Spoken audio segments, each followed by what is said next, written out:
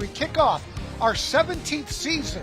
It's Johnson and Judson on Thursday Night Lights.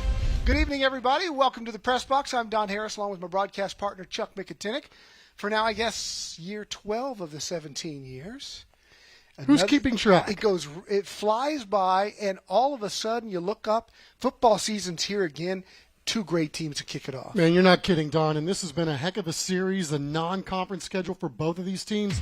This will actually be the fourth meeting between Johnson and Judson. The two head coaches came up through the ranks of the San Marcos High School area to get to this point. Two great coaches, and this will be the fourth meeting between these two teams with these two coaches. Right now, Johnson's got the bragging rights, 2 against 1, but Don, every one of these games has been an absolute nail-biter. Yeah, Mark Soto coached at San Marcos, and T.P. Miller played at San Marcos. Soto grew up right here at Judson playing for those legendary late 80s Judson teams. And talk about, this place has always had NFL players. Rashad Wisdom just made the Tampa Bay Bucks, and they've got some recruits on both sides of the ball that are our key players tonight. And we're talking about 4 stars that these colleges are looking at. Yeah, a lot of these guys are going to be underclassmen that we're looking at tonight, like this man right there, Mikhail McCreary. I mean, this guy has got offers from Texas A&M, OU, Baylor. The list goes on and on, coming off a spectacular sophomore season where he had 4 interceptions. But this guy is absolutely the real deal. Both of these teams tremendously deep on the back end of their defense. I'm really looking forward to watching to see how McCreary starts off his junior year. This guy is one heck of an electric football player. And one of the more intriguing prospects in town is this guy, J. Storm Knight. He was 14 years old last month when he was offered by Texas and Texas A&M. If he's 333, I'm 333. He's about 6'7", maybe 360, and he just turned 15. It's really unbelievable, Don, when you get right down to it. I mean, we were told he was 6'8", 350, but I'm pretty sure he's not shrinking. But yeah, I mean, he's had over 20 D1 offers already. One of the strengths of the Judson football team is up front. They don't only have J-Storm, they've got a bunch of dudes that can really play. It's a big, huge offensive line, but nobody bigger than the sophomore offensive lineman. We can't wait to watch him play. Can't wait to kick it off. When we come back, it's our Gomez Law Firm Keys to the Game. What a way to kick off a new year of high school football. Little Caesars, Thursday Night Lights is straight ahead.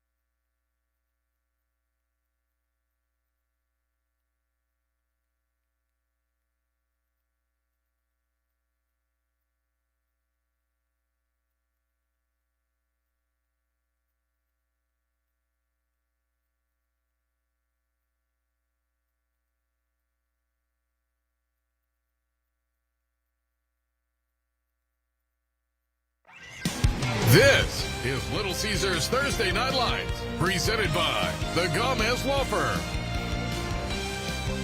It is time for our Gomez Law Firm Keys to the Game. It's Johnson and Judson here tonight. Chuck, first of all, let's start with Coach T.P. Miller and those Johnson Jaguars. What are their keys? This is a really talented football team, Don, and they've got designs on going a long way this year.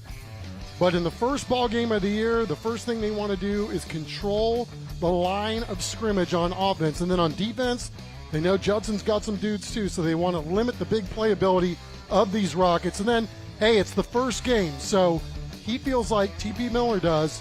The team that minimizes the mistakes the best is probably going to be the one that ends up winning this ball game. We were out talking to Coach Miller this week. I told him this: everybody's undefeated right now. and we have to take one game at a time. We got to take care of the Johnson Jaguars, and we cannot sleep on any opponent. Every week is a do or die week, and we have to learn and take one step at a time. You know, our motto this year is to rise up, and so rising up as a student athlete on the field and off the field, characteristics, but also on the field. Same thing for the coaching staff, same thing with our athletic trainers. It's going to take a whole community to get behind this movement in order to reach the short-term goal, which is a district championship, and reach our long-term goal, which is state championship, and we have everything here to do so. So we just got to take one game at a time. The Judson Rockets know a thing or two about state championships, but it's been a while. Last year they were 4-6, missed the playoffs. That usually doesn't happen around here. Chuck, what are the keys for Coach Mark Soto? Well, they lost a lot of close ball games last year, Don. So, you know, they're looking at this thing tonight is we got to get off to a good start. And by doing so, they've got to take care of the football on offense. That also means they got to run the ball, be able to work the clock a little bit, and then they want to be able to stay over the top defensively, which means keep these unbelievably athletic Johnson receivers in front of them. Here's Coach Mark Soto. I'll tell you right now, our kids are confident in what they can do, and our coaches are confident as well. So we're looking to move forward and make sure that we understand that we take off around here. We don't just stay on the landing pad. We take off. All 3 games that we've played in the last 3 years have come down to the last minutes of the game. So we're looking forward to playing Johnson and having that great matchup that we've had the last 3 years going on 4. All right, we're getting closer to kickoff. When we come back, we'll have our national anthem. It is a warm but beautiful night for football for a brand new season of Little Caesars Thursday Night Lights, our national anthem, straight ahead.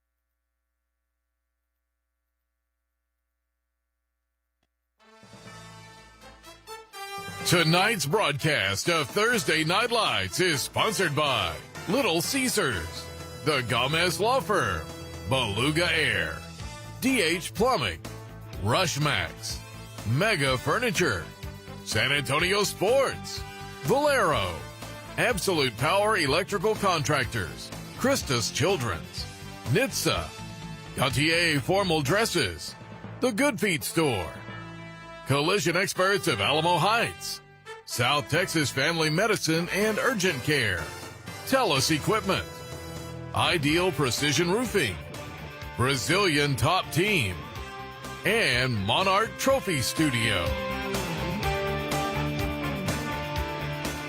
Back at Rutledge Stadium, we're closing in on kickoff. Week 1 of Little Caesars Thursday Night Lights. It's the Johnson Jaguars visiting the Judson Rockets. Johnson number 6 in our TNL top 10. They come in with high hopes, Chuck. I don't know if you were as surprised as I was to hear Coach T.P. Miller this week talk about a state championship with a straight face. He thinks he's got the guys to do it. Yeah, I mean, that's the goal this year. Obviously, he said, and you heard him on the beginning of the show, talk about they've got some short-term goals, which is they want to win that tough Northeast League and then go beyond that. They're tired of this, one playoff win and then getting bounced, one playoff win and getting bounced. I mean, the sheer size of this Johnson football team, they really passed the eye test. And then, on the other side of the ball, I think there's a lot of people that are sleeping on Mark Soto's Rockets, right? Yeah, they're young in some places, and they've got some guys that are up and coming and coming up. But, look, don't go to sleep on these guys is all I'm trying to say. I mean, these guys are going to fight you.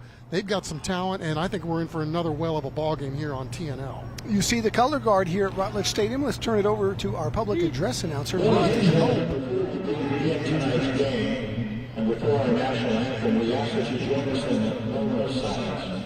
Tonight, we honor the memory of Judson Jaguars, who recently passed away.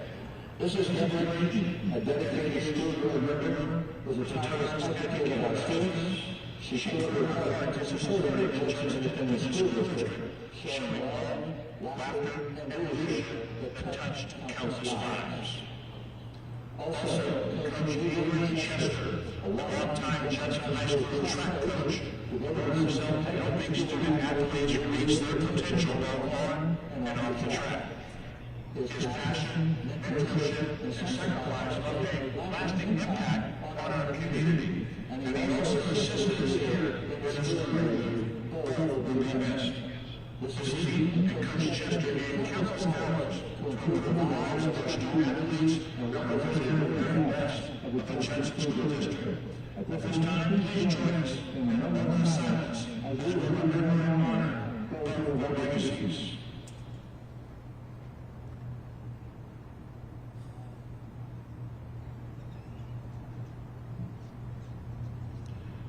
Thank you. Please remain standing and remove your hats as the Judson High School Choir. Pay tribute to our great nation, our men and women in uniform around the world, and all our veterans with the singing of our national anthem under the direction of our Elizabeth James.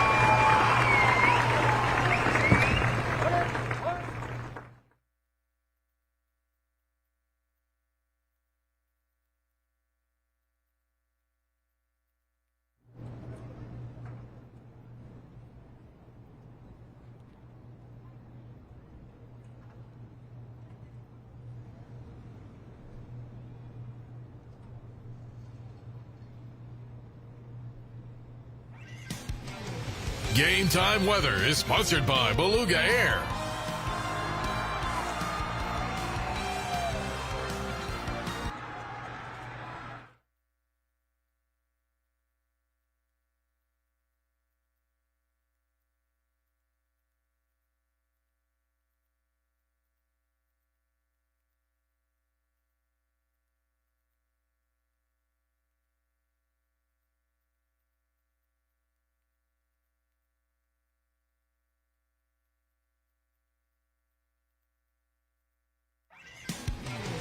Game Time Weather is sponsored by Beluga Air. Welcome back. It is time for our Beluga Air Game Time Weather. It is 98 degrees, wind out of the south at 9 miles an hour, and it is fair. Yes, it is, I think, a little hot, but fair would be a fair way to describe this weather because we're getting ready to play football and kickoff Little Caesars Thursday Night Lights. A little bit of a wind gust there. Johnson in their all whites for the road game. Judson in their traditional red jerseys and gray pants. Mark Soto with a young squad here looking to bounce back after a 4-6 season a year ago. He's starting a sophomore quarterback tonight, Don. I think it's going to be fascinating because I asked him before the game, Is this one of those deals where you're just hoping to grow a guy up and he goes, no, we're not that good. We're trying to win and win now. He absolutely thinks that his sophomore quarterback won this position over the junior and the senior because he gives them their best chance to win. And they're not giving anything away this year as they grow up some of these guys on the Judson Rockets. They're going to be a tough out. I don't care who they're playing, Johnson or anybody. So this is going to be a heck of a first ball game here to kick off our 17th season. Tonight's first half kickoff sponsored by the Good Feet Store, and the foot is into it. Bo Amador kicking it deep. Judson shows reverse, and they fake it, and they're in trouble at the 5, and they're going to be brought down inside the 10-yard line. A.K. Davis bringing it out and not going far. Good special teams work by the Johnson Jaguars, including Mukhtar Ba, who was in there with a couple of his teammates. And so the Judson Rockets will get us going first here. Their quarterback is JoJo DeMondo, the sophomore. He's a speedster, stand out in the 200 in track and field. A.K. Davis is one of their returning backs that they bring back from a year ago.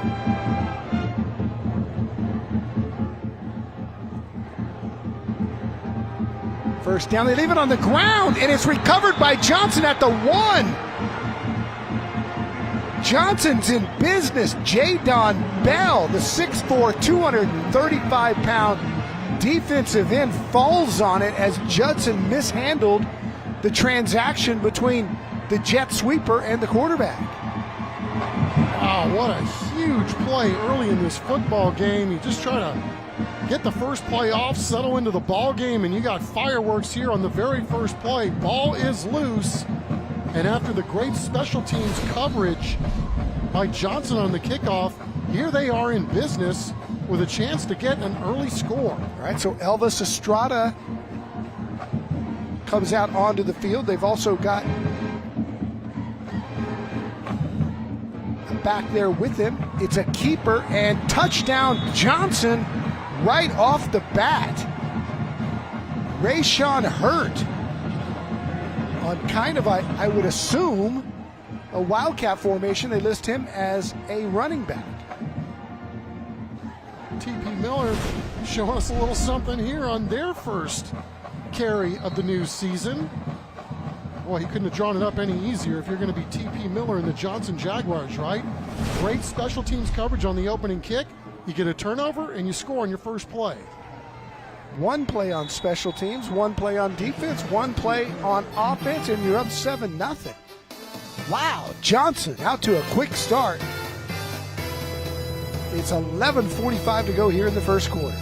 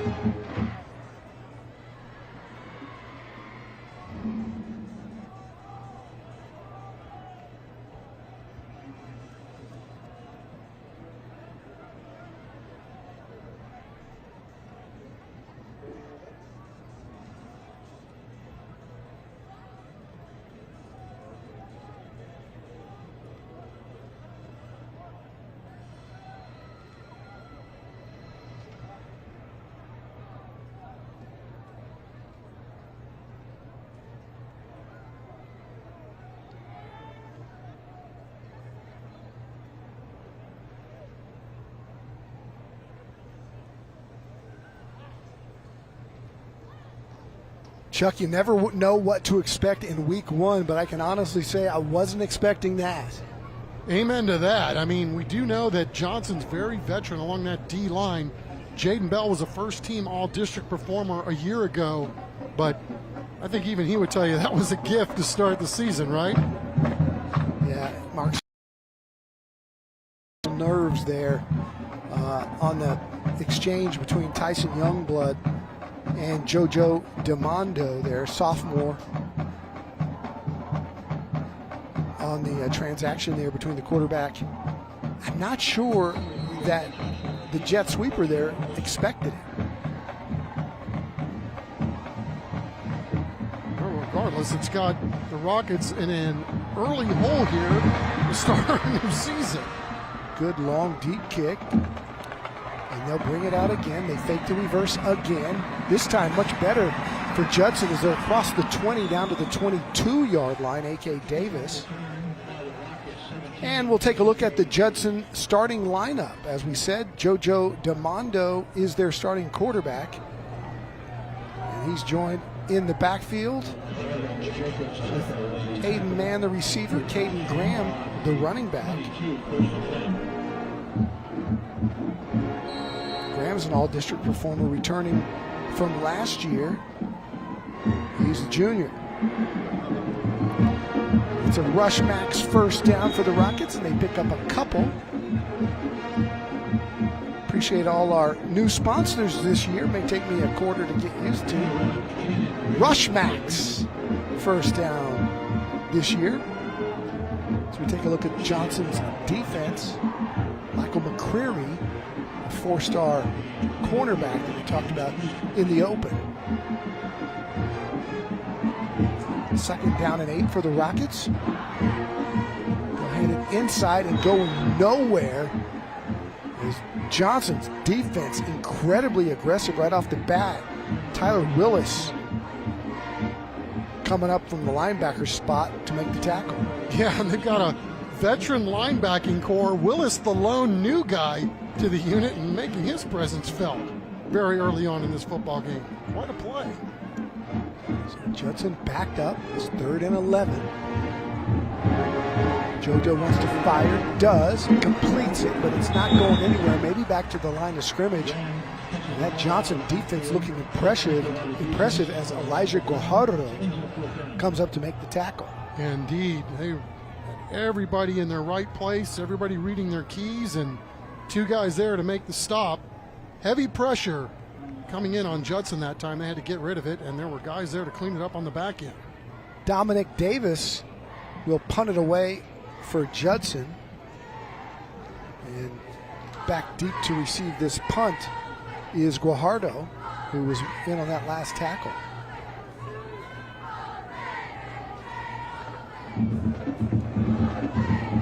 It's a high short kick. Gonna check up and may go backwards, and it does, back to the Judson 32-yard line. So Johnson in business again, as they will have the ball after just one play from scrimmage. They're up 7-0. We'll get to see him again next.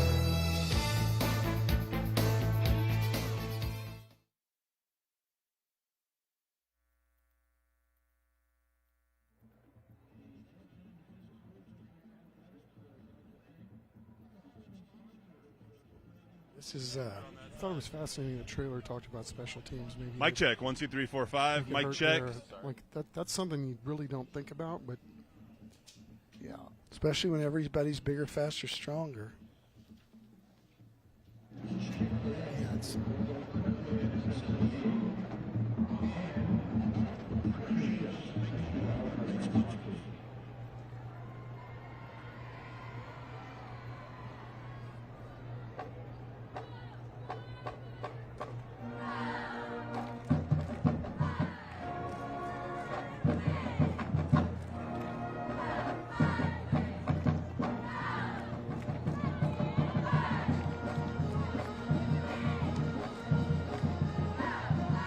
Welcome back to DW Rutledge Stadium for Little Caesars Thursday Night Lights, presented by the Gomez Law Firm. We have our new title sponsor here, Nash Charania, with the Director of Operations for Little Caesars and Mr. Caesar himself.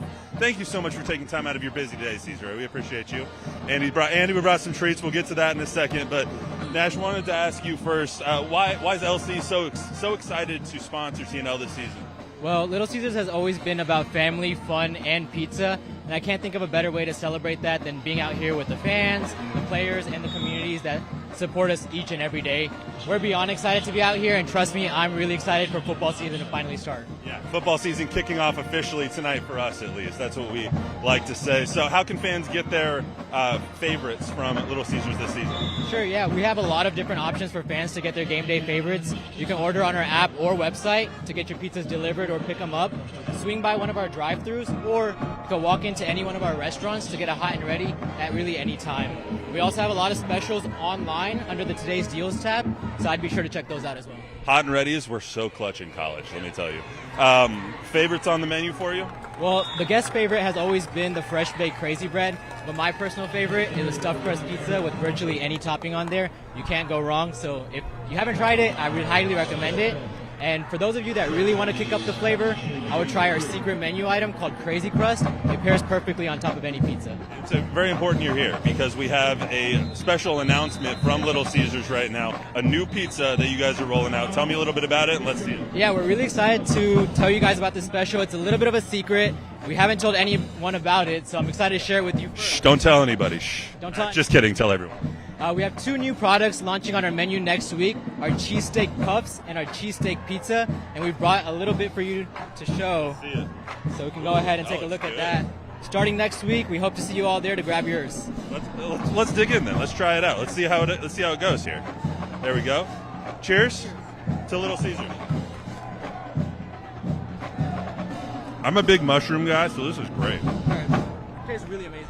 And honestly, it's fantastic. I'll try and get some up to the booth. I don't know if it'll make it, but I'll do my best down in check. Back to you. Thanks, Matt. Here's the handoff. Pickup of about 4, close to the first down, but short of a couple of yards. Chuck, it's week 1. It's always a little tough for me on week 1. But Judson's had 4 different, Johnson's had 4 different guys take snaps under center. I'm like, who's their quarterback? It's Elvis Estrada, number 4, and now he's gone split out wide. And we're back to Rashawn Hurt, who scored the touchdown in the Wildcat. Bryson Thompson, a lot of different looks, right? The speedster, is also back there. Hurt bounces that play. He's got his 2nd touchdown of the night, and Johnson is up 13-0. Just like that, Rashawn Hurt's got 2 scores. Yeah, a lot of window dressing early from the Johnson Jags, showing a little of this, a little of that, but basically it's just good old-fashioned bully ball. Just run the ball until they can stop you, and Johnson having their way early in this football game, now up 2 scores here in the first quarter. Maybe now we know why T.P. Miller was so bullish on his team having a deep playoff run. Right off the bat, you notice their athleticism and their speed. They've got 4 or 5 guys that can really fly. The extra point is up and good. Johnson's up 14-0.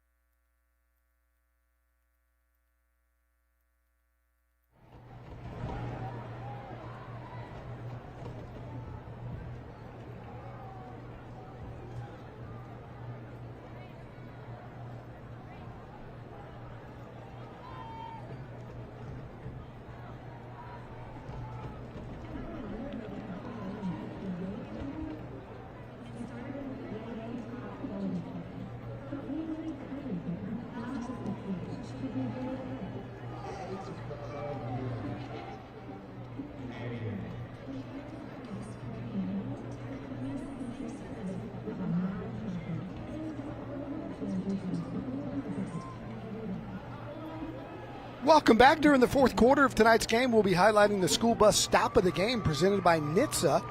The law in every state requires drivers to always stop for a school bus when the stop arm is out and the red lights are flashing. Paid for by Nitsa. On a really good start, to your point about these Johnson Jaguars and what they've been able to do in this football game. Obviously, creating the early turnover was a bonus, but they're showing you what they do. They're multiple on offense. They're going to move guys around. They feel like they've got 3 running backs that they can not only put in the backfield, but also line up outside. But heck, we even see they're doing that with their quarterback tonight. So Judson, a lot to look at here early in the early going. And to this point, Got to figure out a way to stop it. Third kickoff of the night. This one in the end zone, and Judson's going to bring it out again. Across the 20 and tripped up. A dangerous decision by Demario Alexis, but it's not too bad right at the 19-yard line, and we're back in 15 seconds. At Brazilian Top Team San Antonio, our kids and teen classes build more than strength. From anti-bullying to mental resilience, your child becomes part of a community that lifts them up. Sign up today for a free trial class at bttsa.com. It's a Rush Max first down for the Judson Rockets as Braden Smith, the backup, is ready to take a snap here. 5'9", 175. Played a little bit last year as a junior. Takes the snap, decides to go himself, and he's not going far, maybe back to the line of scrimmage, but you see that size of that Judson offensive line, and Chad Wagner at 304 and J. Storm Knight at 340 or so. Just monstrous. Oh, by the way, Kai St. John is also 6'6", 308, so 3 of them. Yeah. Goes without saying, Mark Soto said this is as big of an offensive line as we've had since he's been here. Back at Judson, I should say. Stack formation to the left. They run it off tackle, bring it inside. Good pursuit by Johnson again, and only back to the 20-yard line as this Johnson defense, led by guys like Eli Hudson-Odoi, just really good at pursuing the football. Yeah, Cade Pantuso too. Obviously, long line of really good athletes in the Pantuso clan. There to make a play too. Veteran number 20 back for another year, sticking his nose in there. And yeah, Don, they just look a step faster right now on defense. Moving to the ball well. 3rd down and 9 for the Rockets. First series here for Braden Smith. Passing down for him. He's going to keep it himself and picks up a couple, but it's going to be well short of the first down. It'll be 4th down at about 5. Judson will likely run out the punt team, and they do. As we take a look at one of our Ideal Precision Roofing and Exteriors player profiles, there's Kate Pantuso. Plays football, plays baseball, plays school. National Honor Society student. And student council.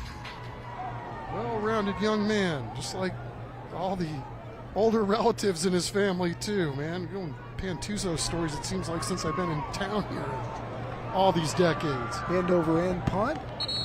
Will go out of bounds in Johnson territory, so Johnson will have the ball at their own 46-yard line. As T.P. Miller will line his guys up. So far, really crisp offensively with all their weapons.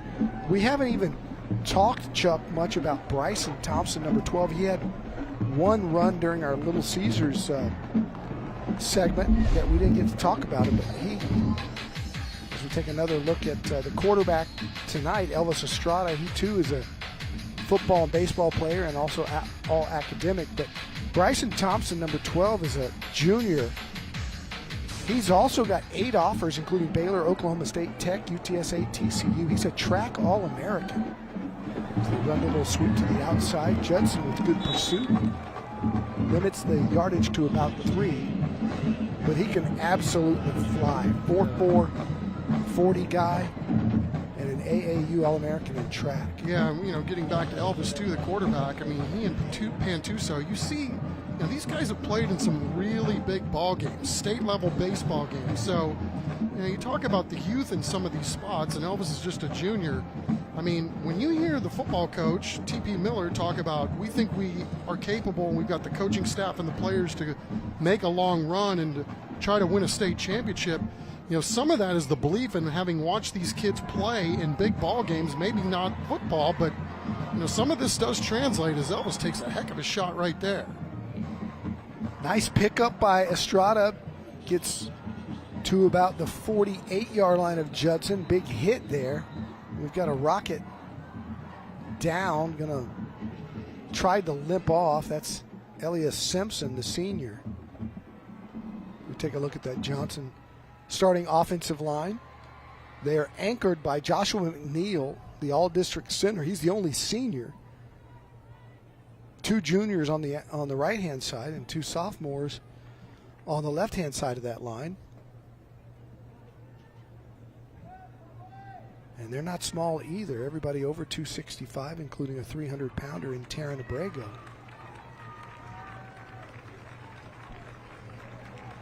Johnson will be faced with a 3rd and 3. The way they're clicking here, wouldn't be surprised if this is 2-down territory for them. Yeah, just grateful that Simpson was able to walk off. I mean, these back-end defenders for Judson, man, they're not afraid to stick their nose in there. And this is a rough and tumble football game here in week 1, as you would expect. All right, it's 3rd and 3 for Estrada. Man in motion is the speedster. They throw it out to Thompson. And good tackle coming up from the corner position for a loss on the play. That'll set up 4th down, and now will it still be 2-down territory as Aiden Ramirez came up and made a really good play. He sure did. Like we said, I mean, this back end of this Judson defense not afraid to get nose and get physical in there, and he did a really good job fighting through blockers and then making sure he got a TFL on that one. So it's 4th down and 6 for the Johnson Jaguars, and they will go for it at midfield. Unless we're surprised by a quick kick.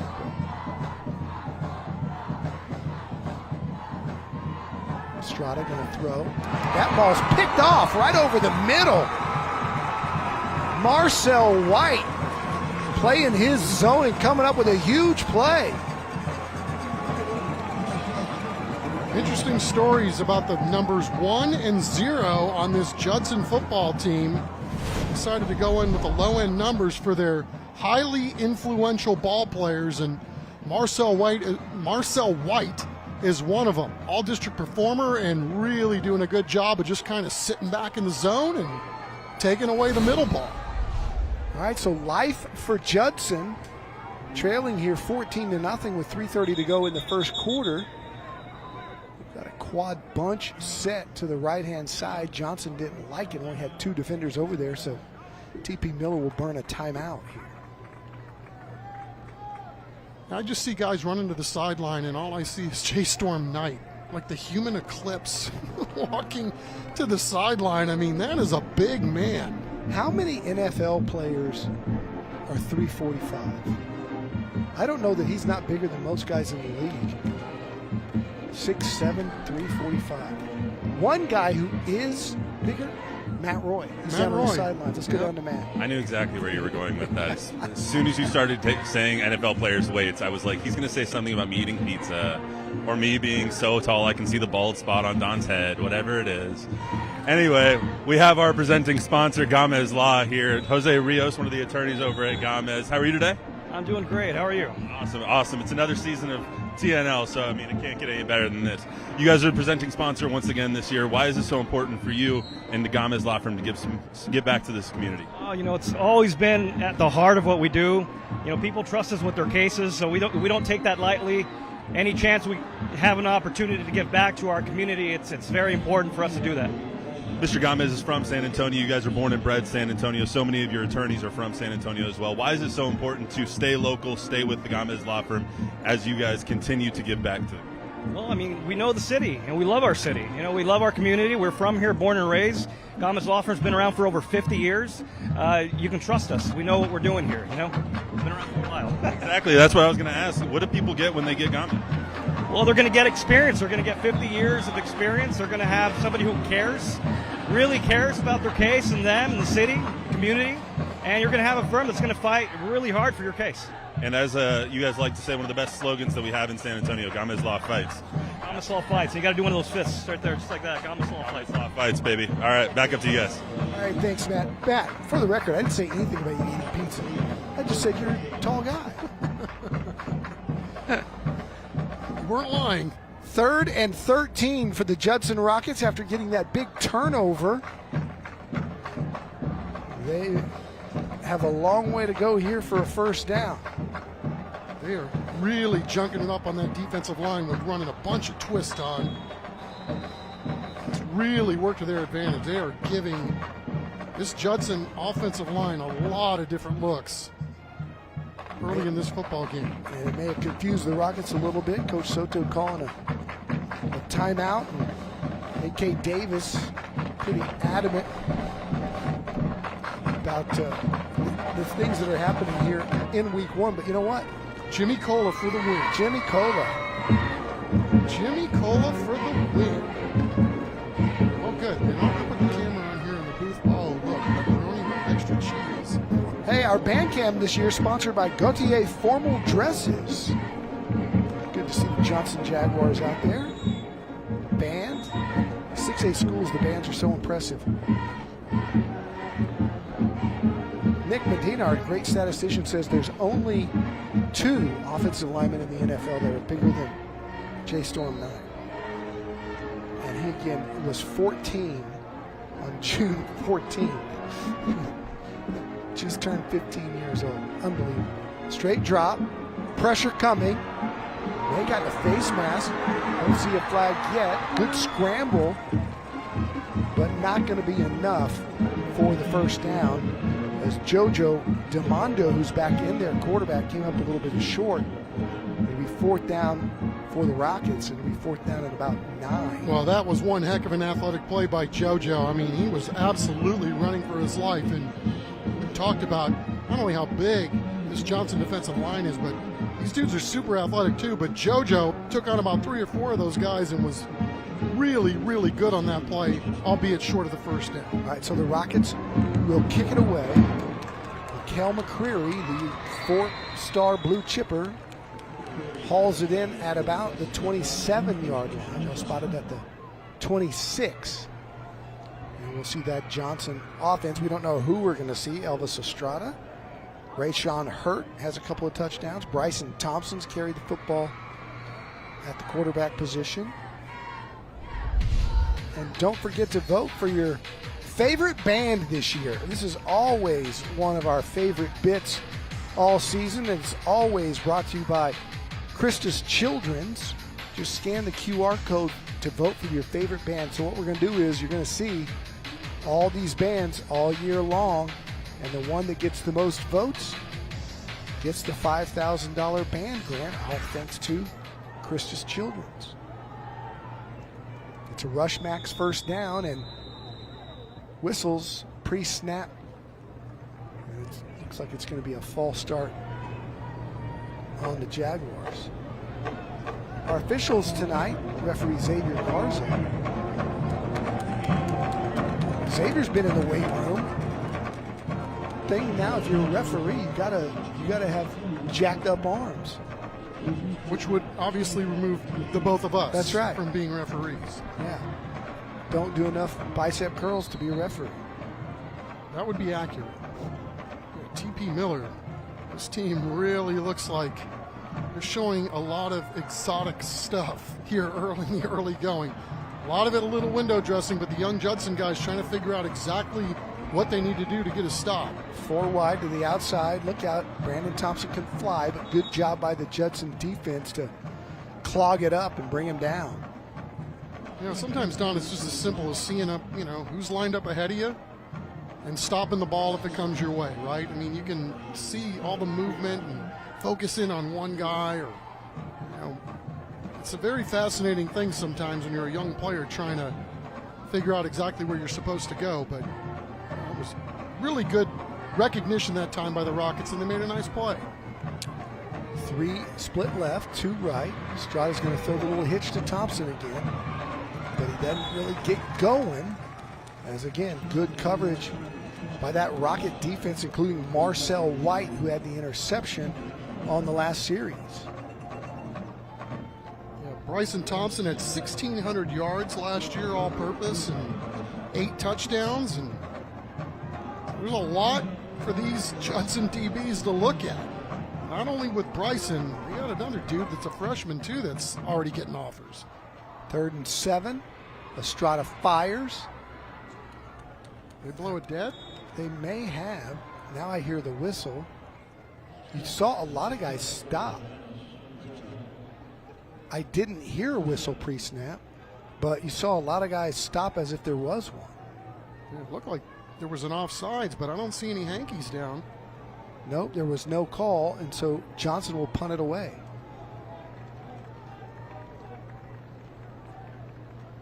TP's having a conversation.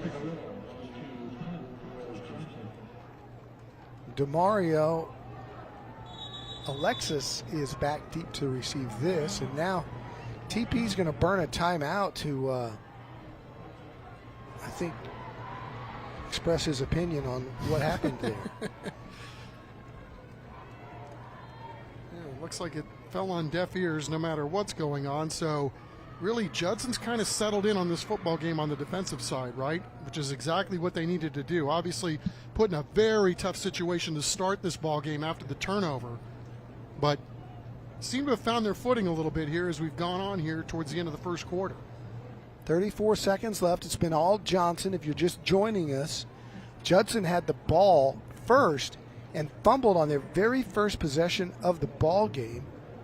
Johnson recovered at the one, punched it in on the next play. It was 7-0. Got the ball back again, scored again quickly, and it was 14-0 for most of the first quarter, but things have settled down here. As you said, Judson's kind of getting their footing on defense. Still struggling to move the football offensively, but Johnson's had a lot to do with that. Indeed they have. Again, I'm really impressed with their defensive line and what they're doing right now with all these stunts and twists. I mean, it's a lot. If you're an offensive lineman trying to get settled in your first ball game of the new year. You see Nicholas Picarillo for the first time, the junior punter. And he'll be kicking it to DeMario Alexis. End over end hopper that takes a big hop. Alexis brings it down and then falls down inside the 15, mad at himself.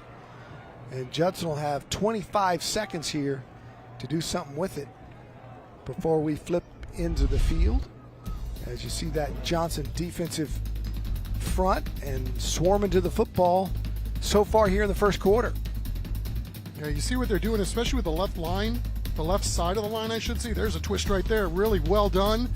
And that time, everybody was looking at the guy that was twisting, and the guy that was staying in his spot just went straight through and got a blow in. There's another one right there.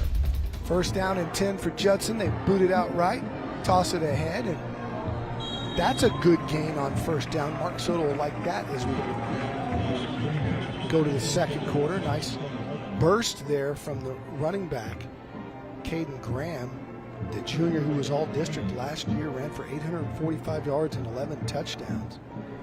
But he's got some talent. Yeah, what a ball player that guy is, and apparently even went down to Florida to train during the offseason too, man. Well done. It's all Johnson so far. It's 14-0 here on Little Caesars Thursday Night Lights. Second quarter action straight ahead.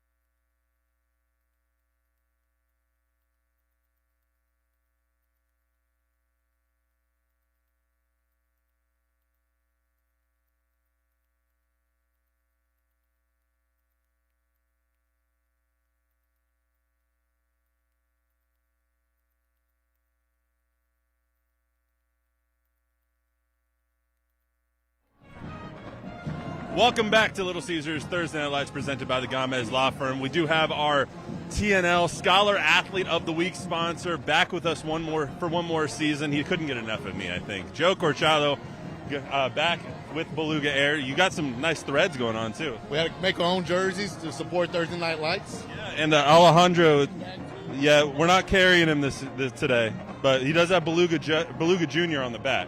So I think he's representing pretty well. We're going to try and get him to say the tagline at the end of this. I don't know if it's going to go well. He's been practicing all day. But tell us a little bit about Beluga Air, why it's so important for people or for you guys to sponsor TNL like you have been. So, again, second year of sponsoring it. I think it's very important for us to give back to the athletes. Sometimes kids and students, they do so much for their schools and communities, and we want to give back to the kids. You guys, it's hot. I'm sweating. I think everyone's sweating because of the heat that we're experiencing right now. Why is it so important to check the HVAC systems, make sure everyone gets their stuff checked, make sure everything's working? Well, main reason is because you don't want to have a hot house or unhappy wife or unhappy husband. But the main reason is just don't blow your money. Call Beluga Air. Check our 5-star reviews, and it's just the customer service that we give. You guys also offer a lot of good financing options. Yes, sir. So we understand times is hard right now. So we have financing available as low monthly payments, no interest. Again, we're here for you as the customers to give you every payment option we can. Got some killer payment options. See what I did there, killer whale. No, I'm going to have those all season. Don't worry about it. Back up to you guys. Thanks a lot. Appreciate Joe. Joe's a big sports fan. He's a big UTSA backer. And coming up this year on Sports Sunday, he's also the title sponsor of our Roadrunner recap for UTSA football and our high school football play of the week. So Joe's all in with football, man. Gotta love it. Good game by Judson on first down with number 4 here. LJ Shipman really giving Judson a spark. He's giving him a first down, I believe. Maybe it's going to be stopped short. We got a pre-snap penalty that's going to back it up. And Shipman showing a lot of tenacity, and that's on the back of his jersey. Coach Mark Soto gives everybody a character trait on the back of their jerseys. His is tenacity, and you can tell on that first carry he picked up 9. Kind of giving his team a spark after they haven't really shown much in the first quarter. Yeah, I think because there's been so much pressure on DeMondo when he goes back to pass. I mean, I think if you're Judson, you just got to get back to basics right now. You've got a huge offensive line. You got to try to keep these Johnson defensive linemen from pinning their ears back. Try to stay on the ground when applicable. Fake it to Shipman. Keep it on the quarterback keeper and across the 30, but still 4 yards short of the first. Third and about 4. Again, another good tackle by Jadon Bell. He looks the part. That first fumble recovery early that sparked Johnson. And good-looking athlete right there. Yeah, as we said, Bell, Smith, all district performers, and it's nice when you can bring back an entire unit from the year before, especially one with as many skins on the walls as those guys had last year. Johnson looking to throw. Does. Caught, complete, and a first down. Nice job by the Rocket offense. A.K. Davis on the reception, just a little quick out. Not before the quarterback did a really good job that time, looking right and then throwing back left. Judson picking up a first down, well needed at this point in the ballgame. And it's a Mega Furniture first down here in the second quarter. Welcome Mega Furniture as a new sponsor of Thursday Night Lights. Roll out, just throws it away. Good smart play by the young quarterback. DeMondo, just a sophomore. Good height, 6'3", 173. As we said off the top, he's a track standout in the 200. Good athlete. Just starting to learn how to play the position, though, as a young sophomore here.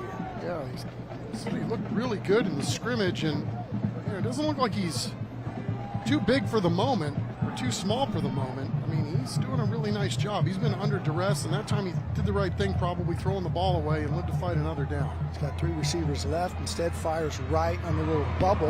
Got some space. Good move by the Judson Rockets. And that's Caden Graham again, putting the ball in their playmakers' hands, and Graham saw the seam and got there. Yeah, I mean, this guy, we already knew he was fast and shifty in terms of his ability to be athletic, but he put on some bulk too. Had a really good offseason, and, that goes a long way with the rest of the guys in the room. This dude's definitely one of the top leaders on this Judson ball club, not to mention great ball player. Mega Furniture first down. JoJo fires again, complete again. Cutting it back across the field. Johnson stays in their lanes, and coming up to make the tackle was Jacob Mazzocco. And what a great job of staying at home. Man, you're not kidding. I mean, that looked like it was going to be some guy making a great play and turning a whole lot from absolutely nothing, but Mazzocco, one of those humongous, long DBs for Johnson that can really run and make plays, and not only on the ball, but obviously right there coming up and making a tackle. All right, so a loss on the play will set up second down at 16 for DeMondo. Looking for some time, being pursued, fires, caught. And a nice gain on the play to get some of that back by A.K. Davis. Another good job by the Judson quarterback, running from his life because EHO was barreling down hard to make a play. But JoJo doing a really nice job just kind of stringing things out and keeping the play alive. Clock stops, 8 minutes, 6 seconds to go here. Johnson up 14-0, but Judson's offense showing some life. A little slow getting started, but now you see the athletes that they have with Davis and Graham, a young quarterback, starting to feel comfortable. Here's Graham cutting it inside and still churning, rolling over and getting near the stick. Maybe Judson has found something here, because you saw how many Johnson Jags were in the box trying to stop the run right there, and they just ran it right side and picked up a really nice chunk of yardage there. Unfortunately for the Rockets, it's a wee bit shy of the fourth down, but here we go. 4th and 1. This will be a big confidence boost here. And I believe they've got the push and the first down. Another Mega Furniture first down for the quarterback, DeMondo. And, maybe they just needed a little time to settle in. These are a lot of sophomores. This is for some, their first varsity action after playing freshman ball last year. For others, they were freshmen, didn't play a lot. Very athletic, very talented. Jay Storm Knight, that sophomore that we talked about. That's the 4-star being recruited by everybody. But, again, 14 years old. Just turning 15. Here's Graham. Graham showing great vision early on in this football game. It really is. And then you talk about those monsters up front, 78 being one of them. Man, they're giving him little creases, and he's not missing. This is a fascinating exercise right now, watching the Rockets play bully ball. They found a little something here running the ball in this quarter. If I was a running back, I'd find number 79 and run behind him just about every time. 78 or 79. Here's Graham. Cuts it up inside. Again, he's got great vision, and his lateral agility to cut back really on display here since they've gone to him here in the second quarter. Yeah, and this was something that Mark Soto wanted to do at the very beginning of the ball game, right? Ground and pound, chip away at the clock, control the football, keep Johnson's explosive offense off the field, and that was a huge hole right there. Everybody thinking they were going to keep pounding the ball right, but they go back left, and they're on the move here on first down again. 6:02 to go. Gonna keep. Nice move to get to the outside and slung outside, but inside our Absolute Power Red Zone. Absolute Power, a new sponsor this year, electrical contractors. And we're inside the red zone. JoJo DeMondo doing a really nice job there, kind of extending the play, and then saw he had a little bit of running room there with nobody open downfield, and look at the patience. It's like, okay, well, nothing really happening down there. A little nifty move there down at the end. Yeah, it was. Early whistles here, and I think T.P. Miller's going to burn a timeout. We'll take it with him. It's Johnson 14, but Judson with a goose egg so far on the move when we come back.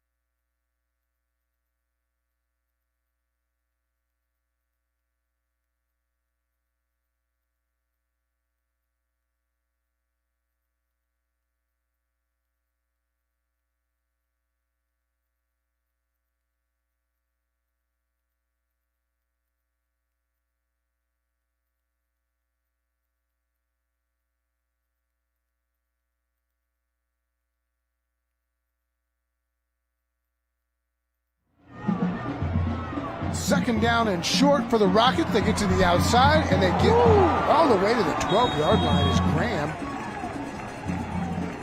That's another Mega Furniture first down, and the Rockets are knocking on the door.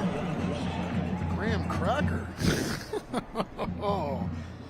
Welcome to week 0, my friend. That was really impressive. They have found something with Graham running behind these big offensive linemen. And they have marched right down the field behind Kai St. John, 6'6", 308. Chad Wagner, 6'3", 304, sophomore. And, of course, J. Storm Knight, 6'7", 345. And it's another Mega Furniture first down. Here's Graham again, showing that vision. Look at the cut. Inside, lost the football, but recovered. Touchdown! How about that? Sometimes you got to catch a break. And sometimes good things happen when you're making moves like Graham's been making. I mean, the foot on the ground has just been unbelievable. And then his ability to get vertical, but he got the ball. Let me see you stripped. Right there. Oh, wow. Looks like 11 gave it right back to him after the play before. Nice job there, too. The officials discussed it. He did not advance it. He fell on it in the end zone. And Nate Booty's got a touchdown. Yeah, one of the big leaders of this entire football team. Guys, I got to tell you, nothing excites me more than a thick 6, a big man touchdown. Yeah, there you go. I've got my juices pumping down here now. That's just the most exciting thing I could ever see. Hey, Matt, you said it, not me. Extra point on for the attempt is Bo Amador, and we've got a whistle. And a timeout taken by Mark Soto. We'll keep it here. Nate Booty, the senior, as I said earlier, he's the only senior on that offensive line. Actually, Kai St. John is as well. But he's given that leadership to the guys like J. Storm Knight and Chad Wagner, those monster sophomores. I was trying to see who got that lick in at the end. No, it was not 11. Got that ball stripped. It was tag teaming Johnson guys, making sure that ball got ripped out of there, and Bodie doing a nice job. Johnny on the spot. This guy, his relationship, from what we understand with J Storm, just continues to grow, and it's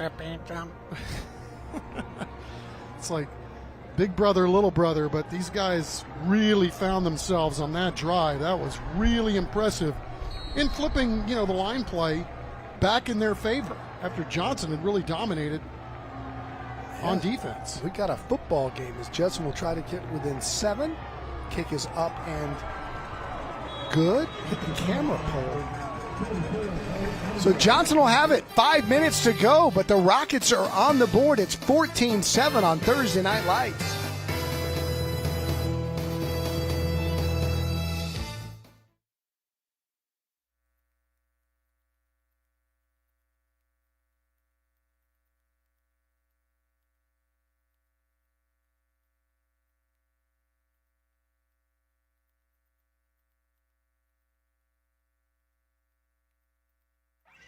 Closed captioning for tonight's game.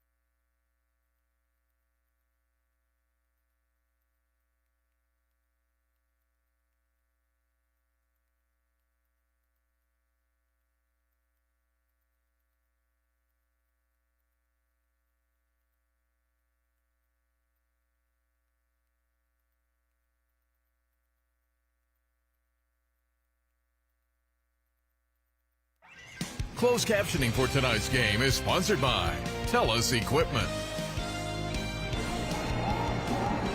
All right, we got ourselves a football game.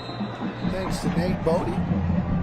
Hustle man, getting there and falling on that. As McCreary is back deep. And the kick is a short one. Checks up and Jaguar just falls on it there. At 19, short of the 20. And we'll get to see Estrada and this Jaguar offense. And also maybe Judson looking to get a big stop here and maybe tie this thing up before halftime. Yeah, I think this is a very important possession for Johnson, obviously. I mean, they jumped out to the big early lead and really haven't had to do much because they had the gift touchdown to start and then a short field to work on their second drive. But Judson's kind of settled in, so now let's see if TP Miller's squad can respond and see if they can wrest some of that momentum back to their sideline. It's a mega furniture first down. Haven't seen Johnson take that shot, you know, to those speedsters. They've got guys on the outside that can absolutely fly. In McCreary and in Thompson. When you open up holes like that on the ground, you really don't have to take any shots. You know, and to their credit, I mean, they put themselves in a position to not have to do that. So I would imagine this game gets a little closer. We're going to start seeing them open it up. Good tackle there. Tell you what, he's that young man, number 1, Marcel White, who had the interception earlier, has had himself a ball game. He's going to show up on the game film. Indeed. They like the fact that they're kind of gone the UTSA route with these single-digit numbers, too. And we can't say enough about what 1 has done and what 0 has done. Asa Duhart. 2nd down and 6 for the Jags. They play action. There you go. Pressure down the sideline, and it is caught, but I believe he was out of bounds. Are they going to spot it up there? They're going to call it good? Yeah, that's the freshman right there, Don. Braylon Allen, the freshman, 5'11", 170. Does not look like a freshman, doesn't play like a freshman, hence why he's already been offered by UTSA. Mega Furniture first down and completion. Right back to him. Why not? After going to him once. Boy, he does not look like a freshman. No, these wideouts look like they could play on Sunday. All right, creating all kinds of separation and then knees up still when he catches the football. Hand it off inside to the 20-yard line to another Mega Furniture first down as they go to Noah Cartwright. Noah is a junior who played last year as a sophomore. And another tackle by Marcel White as Johnson moving it economically down the field with 3 minutes to go here. Go inside again. Coming up to make the tackle is Miles Wisdom. Absolute power red zone. Miles Wisdom, you see Bryce Strong across his back. We all know the story of his big brother Bryce, who we lost about 5 years ago, who battled cancer so bravely. Bryce was the little brother of Rashad Wisdom, the UTSA star, who just made the Tampa Bay Buccaneers 53-man roster. Yeah, well earned, and you know, we've talked to Mama Wisdom a lot over the years, and she says Miles is the best of the bunch.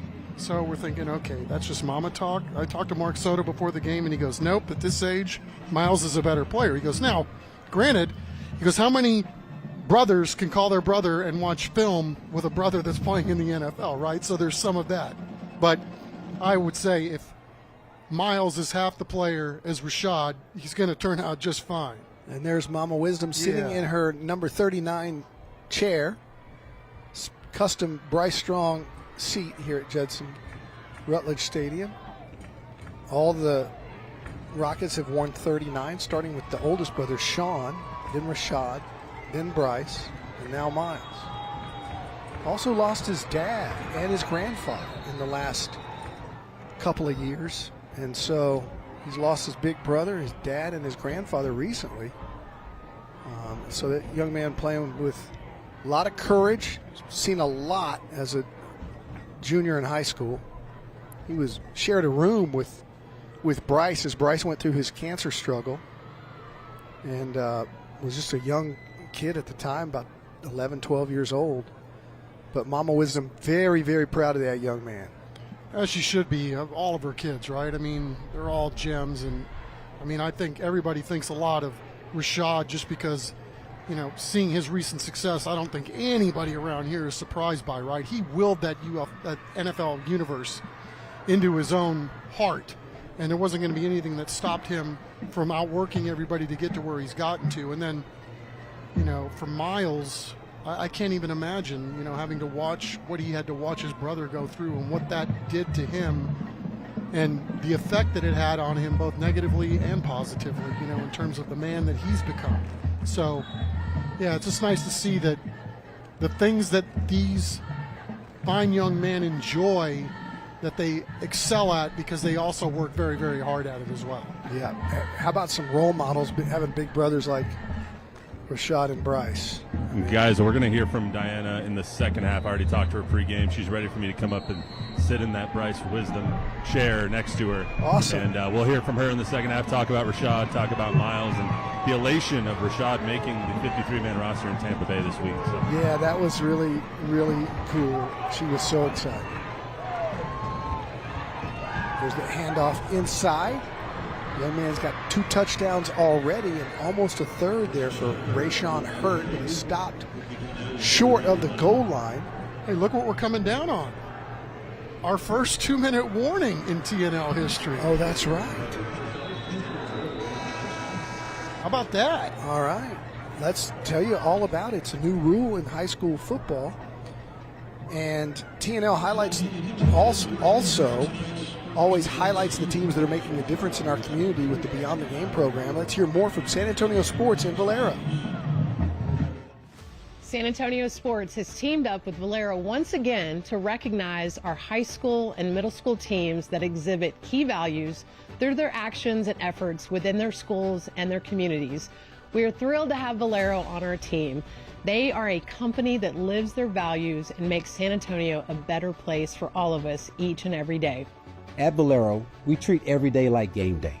We're excited to support a program that celebrates student athletes who exemplify key values: integrity, respect, teamwork, excellence, and community service. These principles are deeply rooted in Team Valero and essential to success in life. Teams will be recognized on CWSA's Thursday Night Lights, News 4 San Antonio, and Fox San Antonio's morning shows and weekend sports shows, and of course on social media.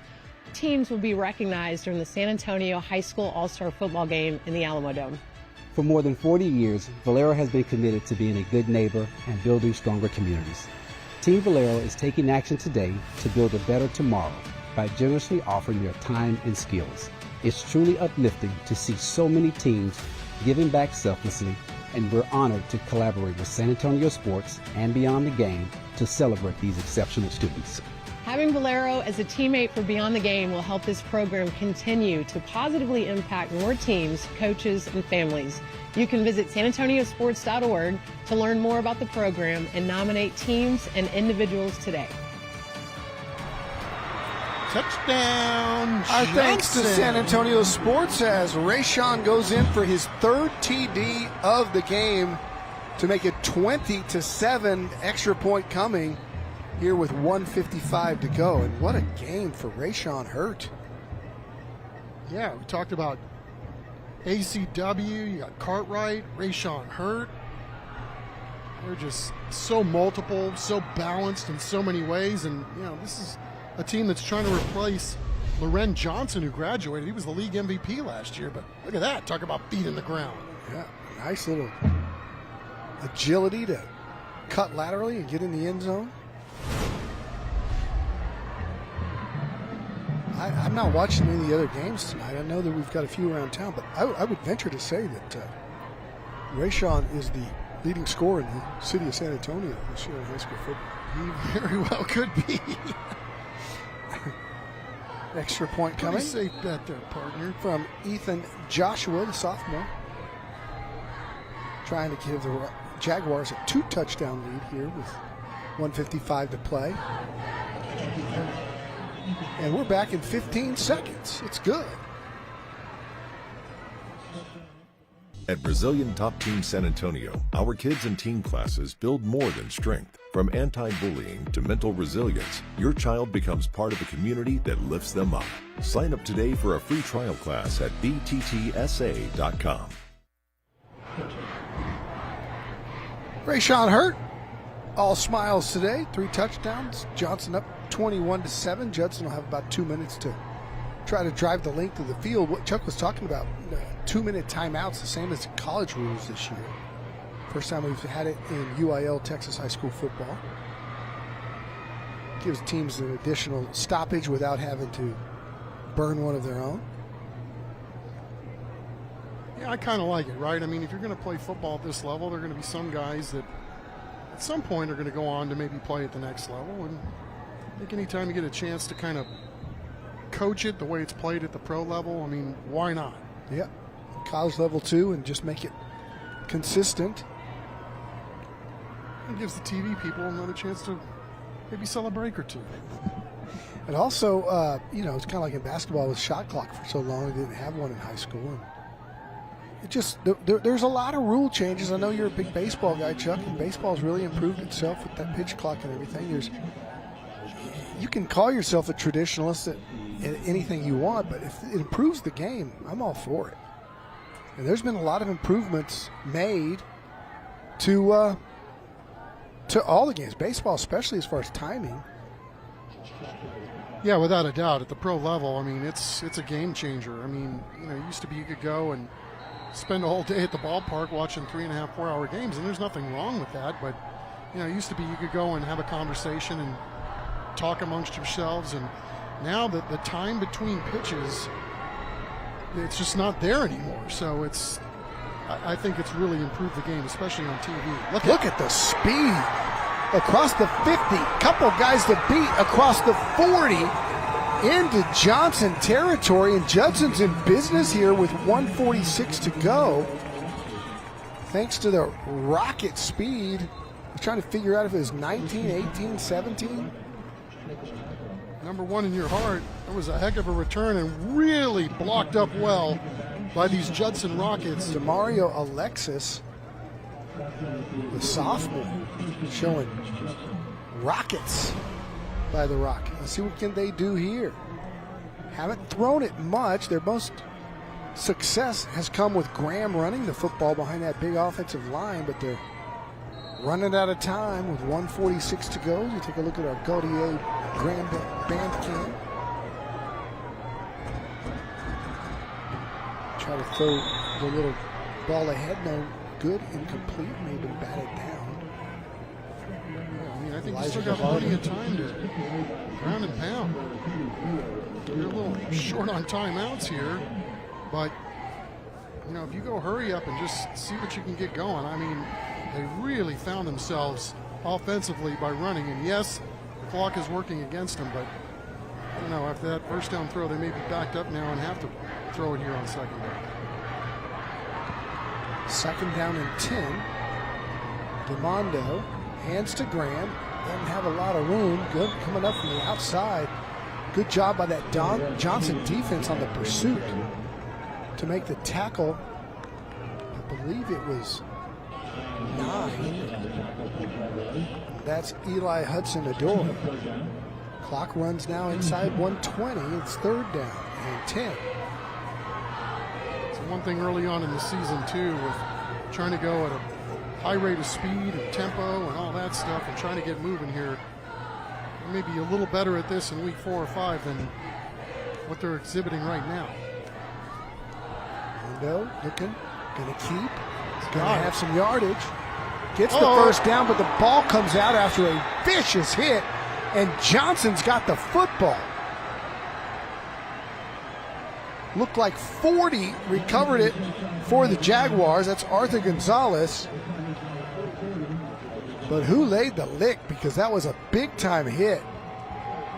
2 Rockets, Jaguars were there. Yeah, JoJo making the right decision here. Takes off with the football, but man, does he get smashed. He took one heck of a lick, obviously. Ball comes out. Guajardo was there. Yeah, they're moving in, mixing some guys right now, getting some early playing time for guys like Arthur Gonzalez, the junior.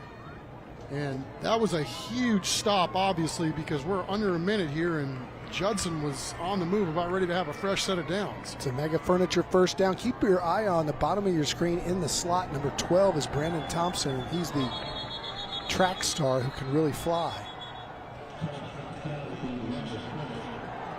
We got a flag down, and now we have tempers flaring. Yeah, E.J. Ricks came through, but, I don't blame the guy. I mean, playing whistle to whistle. He hit the quarterback, and then the Johnson guys rightly took offense to their quarterback taking a lick. And the guy that was most agitated was Taryn Abrego, 77. But we'll see if they're going to now throw a couple more flags and get to the bottom of all this. So did you, I didn't see it, did you think it was a personal foul for a late hit on the quarterback? No, because I thought the guy was just playing. I mean, I didn't hear the whistle till late.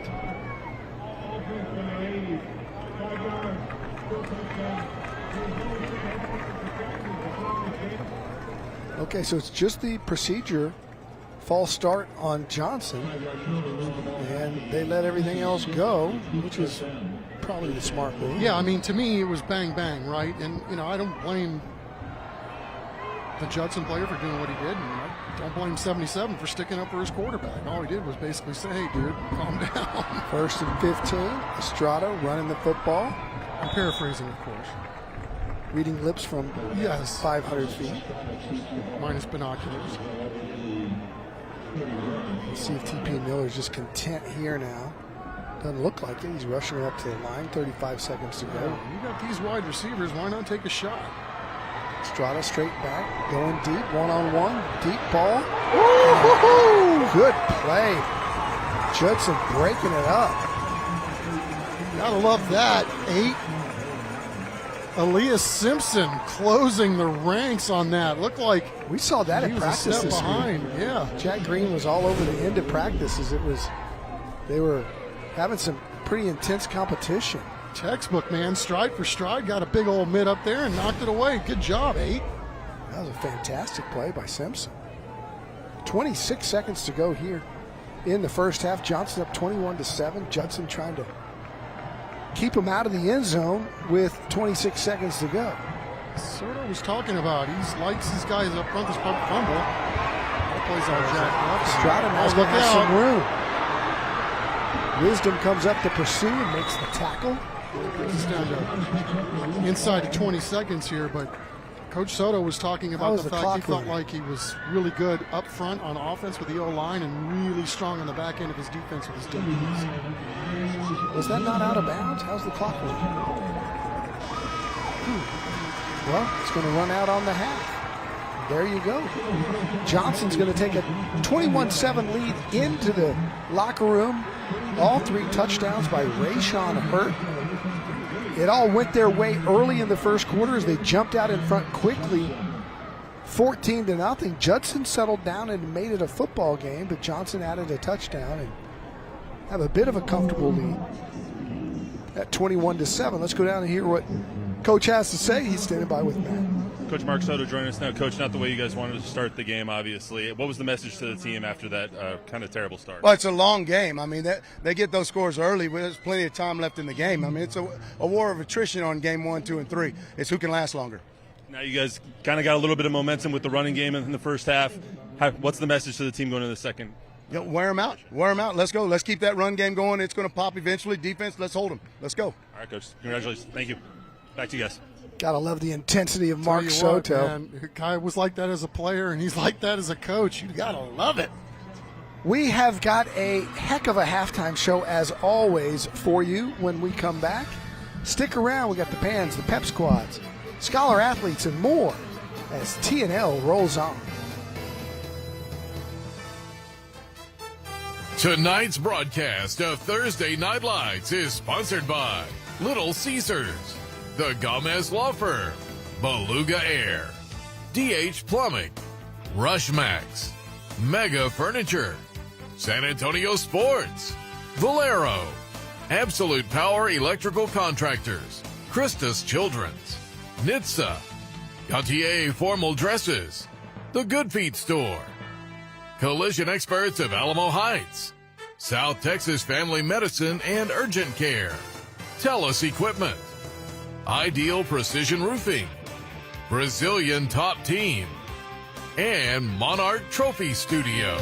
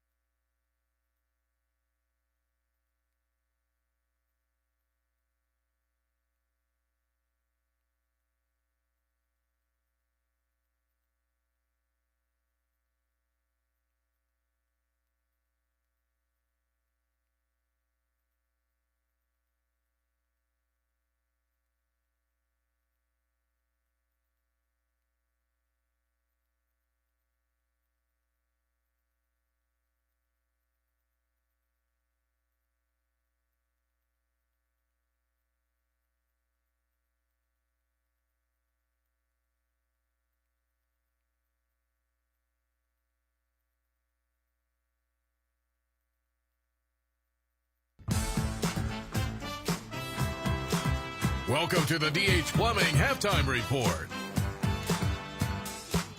Welcome back to DW Rutledge Stadium out here in Judson for the kickoff of our 17th season of Thursday Night Lights, presented by the Gomez Law Firm with our new title sponsor, Little Caesars. Pizza.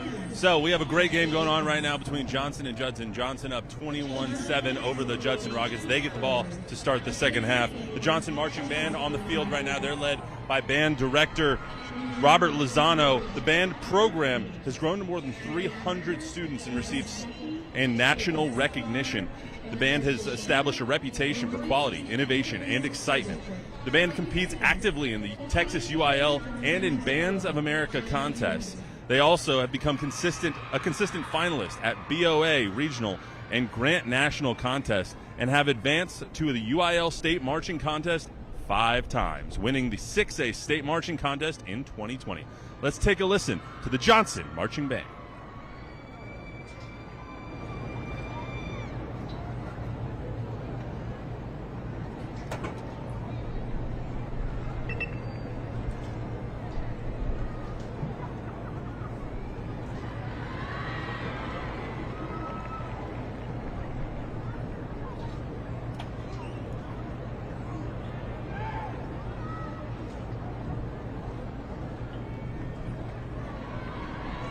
All right, while they set up, I just want to remind everyone that it's time to vote as well for the Christus Children's $5,000 band grant. You can vote for Johnson High School Marching Band. Just scan that QR code on your screen. You have to be 18 years old and live in our viewing area, but one of these bands is going to win a $5,000 grant at the end of the season. One of the bands that we feature here on Little Caesars Thursday Night Lights, presented by the Gomez Law Firm, helps them out a lot with travel, equipment, everything that goes along with it. So let's hear from the Johnson Marching Band.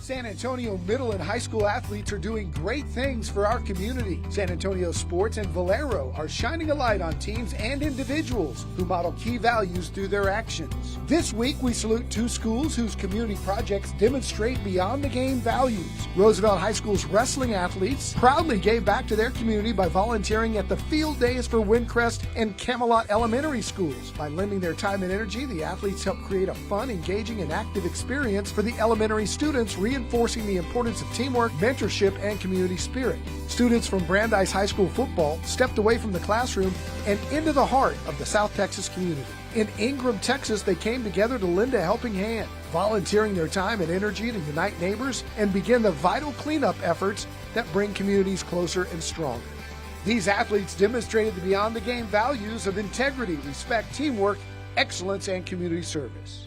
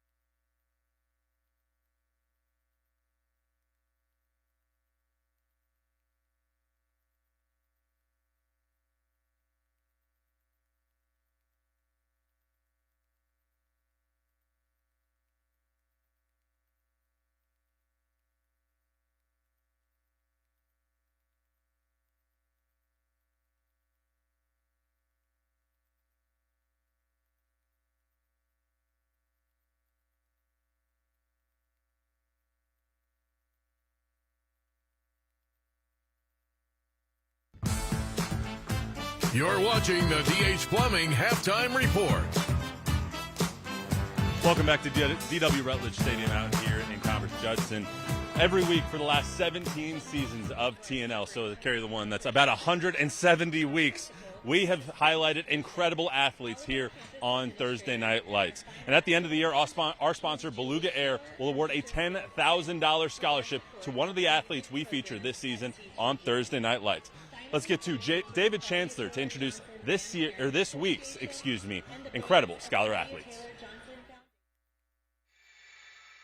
Johnson center Josh McNeil puts the student in student athlete. First thing I noticed from you on your bio form, the first thing you put was academic all district, 2-time all district, first team all area, and honorable mention all state. Those football accomplishments are huge, but you chose the classroom. Why? The classroom is a big part of my life because growing up, my parents always demanded excellence in the classroom first before anything on the field. So I just take the classroom very seriously. He's got a 100 GPA. He's part of the Honor Society, the Student Council. He's a PAL, a volunteer for the Special Olympics, and he works at the San Antonio Food Bank.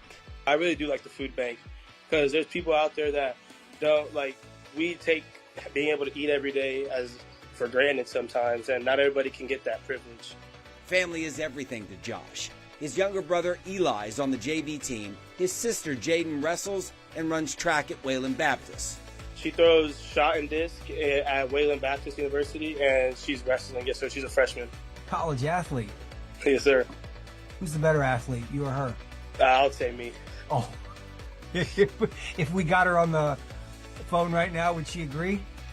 No, she's too prideful to agree, but she knows it's me. You know, it's kind of like a competition. Like, I always strive to be better than she is, but I'm also still very proud of, like, everything she's done. So it's just, like, a friendly, competitive nature. Judson's Kai St. John is the big man in Converse or anywhere he travels, which is quite a lot. Traveling was really a way to see everything around you.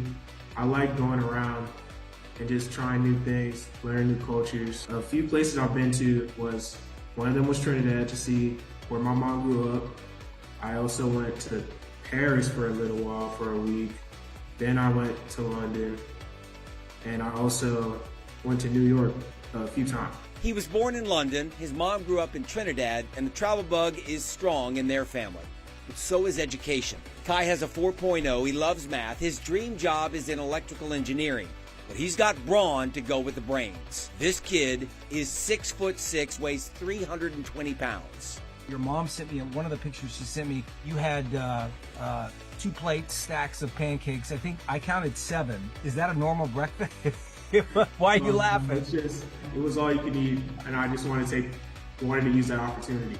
Okay, so how much did you eat? 10 pancakes. Come on, 10? 10. He's the latest in a line of football players who live, breathe, and yes, sometimes even eat Rocket Pride. Those 2 words, Rocket Pride, what does that mean to you? Just keep fighting. You know, Rocket Pride, you have to stay with it. You have to stay with your team. Everybody has something to do, and you just can't. It's all dependency. You're reliant on your team to succeed, and Rocket Pride is that team.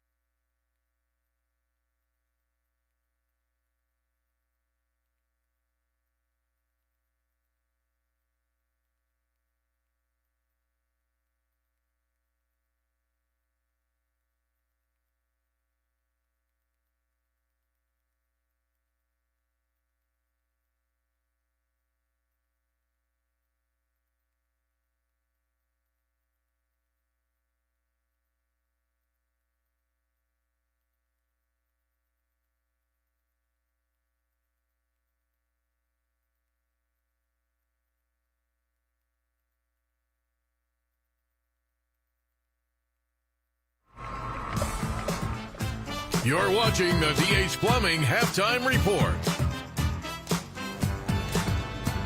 Well, the Judson High School Marching Band is coming onto the field now. We talked to their new band director about this year's band a little bit earlier this week. Take a listen. My name is David Hochstetter. I'm the head band director here at Judson High School. I've been a band director for about 17 years, but this is my first year as head here at Judson. We're right around 100 members. We do have a lot of incoming freshmen this year. We're trying to build up our numbers of the band. This year's band, we just have a great energy level. I really like the positivity of the kids. Before this, I was the percussion director here, and the support I've gotten from the whole rest of the band has just been phenomenal, and just the drive that the kids want to give me and the things that the kids want to do, it's pushing us to new levels, and it's a very exciting season. So our show this year is called Finding Your True North.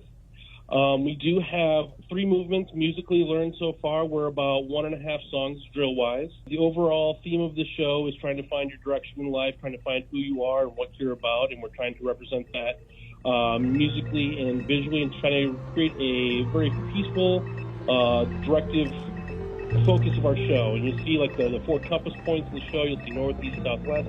Each of our songs represents one of those directions, ending the show with True North. We've got a full season, mostly starting in October. We'll be having competitions pretty much every weekend in October. We start with our home show here, the Rocket Review, on October 4th. And then every Saturday from there, we've got different ones going to a U.S. band show that's actually also here at Rutledge Stadium. Then we have our region competition and our area competition. We practice 3 nights a week, about 5 to 8 o'clock every night, 5 to 7:30 technically. So we're just going to keep ourselves busy all long. I've got an excellent staff here with Jose Garcia, Megan Trevino, and AJ Riojas. They support everything we do here and their great leadership. I'd like to thank our principal, Eric Pockett, and Kimberly Carlton, who are very supportive of our band program, and our fine arts director, Keith Witt. Hope you got your watches out, because it's time to vote for the Judson High School Marching Band. Scan the QR code on your screen. You must be 18 years old and live in our viewing area. Thanks again to Christus Children's for once again sponsoring this year's $5,000 band grant.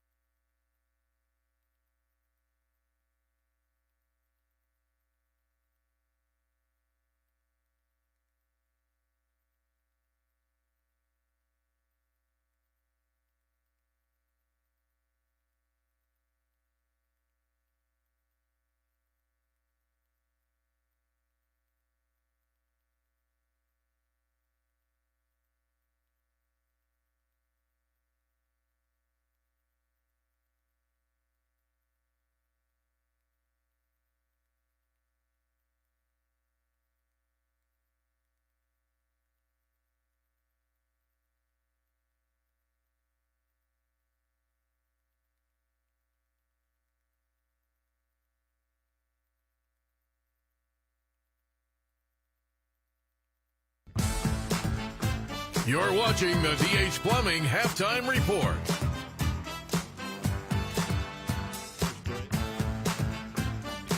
Thursday Night Lights. The Johnson Jaguars on top of the Judson Rockets 21-7.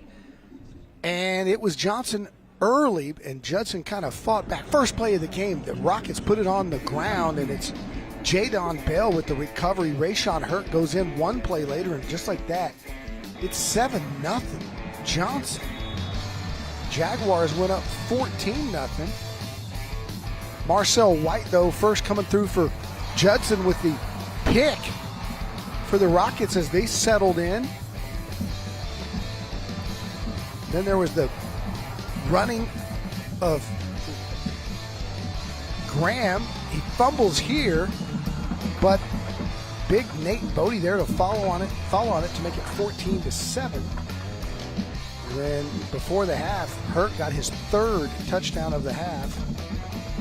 Johnson leads it 21-7 as we take a look at our first half stats on the night. Yeah, Don, I thought it was fascinating watching this game. It looked like we were starting to see Johnson roll out their offense and the totality of it, passing the ball as we went along in the first half, and then Judson really found themselves with a running game to get back in this thing.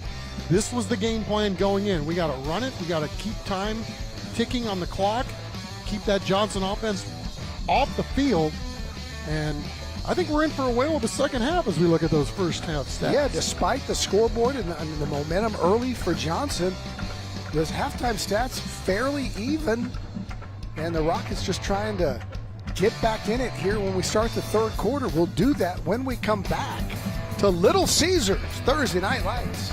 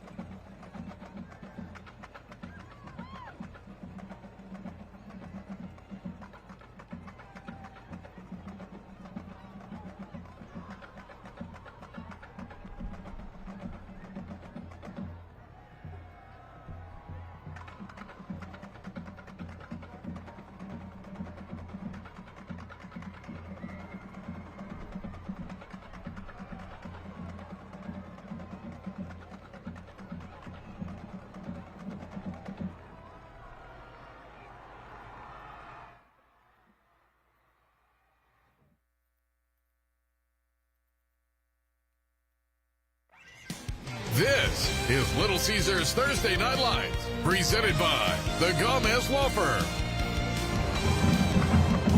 Here come the Jaguars. We're back at Rutledge Stadium where Johnson leads Judson 21-7 on the kickoff edition of the 17th season of Little Caesars Thursday Night Lights. Jaguars feeling good about their first half. Been very sharp executing offensively and defensively for a week one team, and Judson after a slow start in the first quarter, also kind of settled down and pretty clean game. Not a lot of penalties, I think 3 total. So looking good as we go down to the field. And Matt. Just kind of with Coach T.P. Miller of the Johnson Jaguars. They stayed in the locker room for a really, really long time. It's a 28-minute halftime, taking everyone a little bit behind the curtain here at DW Rutledge Stadium. They stayed in there until about 27 minutes. So I asked him what was taking so long. He said, we're emphasizing playing our game because he knows exactly what Coach Soto is going to do. It's a battle of attrition over there. Plus, they started getting the running game going. That is the Judson Rockets. So emphasizing stopping the run and giving the defense a little bit of a break in the second half. He knows he has to do it for 24 more minutes to start out 1-0, guys. Yeah, it's going to be interesting because Judson is going to want to play smash mouth. They found Graham in the second quarter behind those behemoths and had some success. If you're T.P. Miller, you know that's coming in the second half. And if you're T.P. Miller, you got to feel good about you got the guys to stop it because they look so good doing that in the first quarter. So it's going to come down to will and fight here in the second half. And here's one of the bugaboos from turning the ball over on your first possession, right, and then giving them a gift touchdown to open the game is that Johnson will receive the ball first here in the second half. It's the Good Feet Store second half kickoff. It's received by the Jaguars and taken out across the 25-yard line, and that's where the Jags will start first here in the third quarter, up 21-7. Seen a lot of guys take snaps through their Wildcat formations. The main guy is Elvis Estrada. The quarterback is 6 of 8 for 72 yards, 6 foot 180.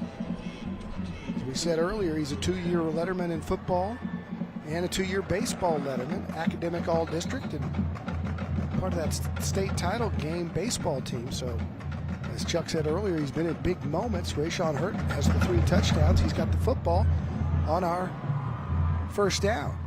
It's a good chance for us to talk about the Johnson offensive line, too, because T.P. Miller told us that this is as big an offensive line as he's had since he's been at Johnson. It starts with Josh McNeil up front, but Taryn Abrego, 6'2", 310, most of these guys well over 6 feet tall. Second down and 2. Estrada's going to keep it himself. And he takes a heck of a shot by 3 Rockets.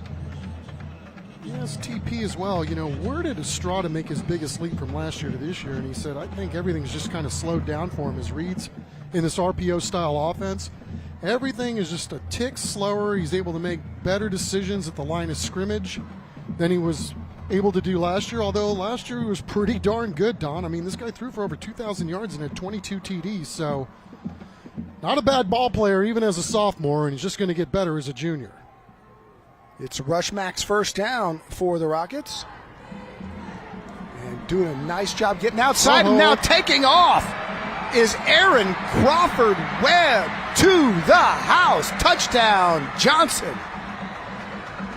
Well, nothing like hitting a home run. That's the first really big explosive play we've had on offense in this entire ball game, and we talked about Judson finding its legs running the football and what they were able to do in the first half. Johnson came out running the ball really well too. It slowed down a little bit, but not here. Look at the little stutter step at the line of scrimmage, and then this one's good if we're playing touch all the way to the house. The patience to follow his blockers and find the seam. And that was a great patience run there by Aaron Crawford Webb. And the Rockets go up 28-7, and we're back in 15 seconds. At Brazilian Top Team San Antonio, our kids and teen classes build more than strength. From anti-bullying to mental resilience, your child becomes part of a community that lifts them up. Sign up today for a free trial class at bttsa.com.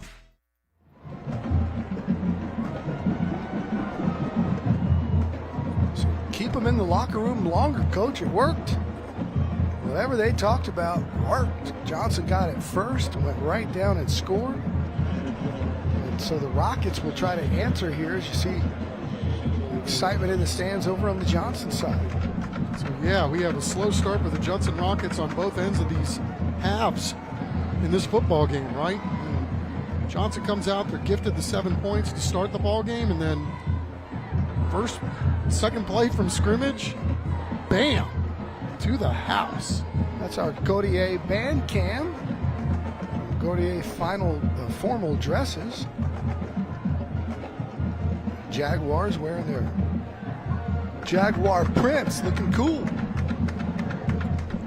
In on the theme.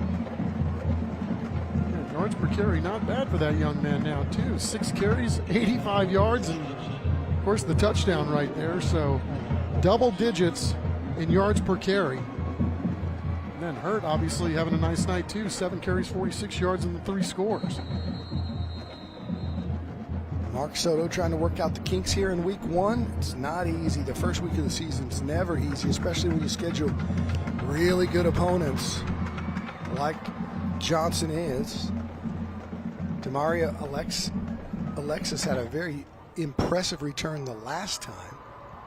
He's back there with A.K. Davis, J.J. Clay. Mishandled. Take it right up the middle and get it just to the 21, and that's it. Tarbaugh, nice play there, making a tackle. So we'll see that Judson offense led by JoJo DeMondo. Their best player so far in this football game has been Caden Graham. And when they settled in the second quarter and ran behind those giant offensive linemen, they moved the football well. Got their first and only score of the game. We'll see if they go back to it here. We said that you could kind of hear the hint from Soto as he was talking to Matt going into the locker room. And Johnson's going to do their best to try and stop it. It's a rush max first down. Fake it to Graham instead, throw it over the middle, and that ball's caught. Nice catch and a rush max first down for A.K. Davis. I like the way Davis carries himself. He's a real leader and tries to lead by example and also fire up his teammates with his body language. Yeah, they got some speedy guys outside, and that was a heck of a nice catch in traffic.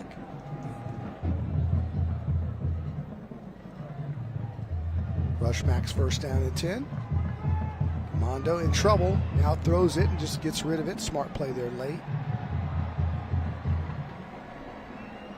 It'll set up second down, live to play another day.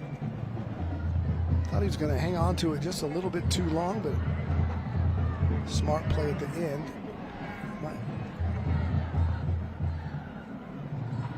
And it'll be second down and 10 for JoJo DeMondo. That's one of those keys, too, that kind of the untold keys about Davis, Don. Mark Soto says he might be our best player. So you can see how electric that guy is when he's running free. Low snap, DeMondo going deep, looking for him, one-on-one coverage down there, and just throwing up a little high in the air, and McCreary was tested. He is the four-star corner. Wide receiver, Jamari Bowens, thought he was interfered with. Yeah, Bowens, the long line of Bowens playing at Judson. He's a really talented athlete himself. 6'4" and just a sophomore. Yeah, his brother's at UTSA. Yep.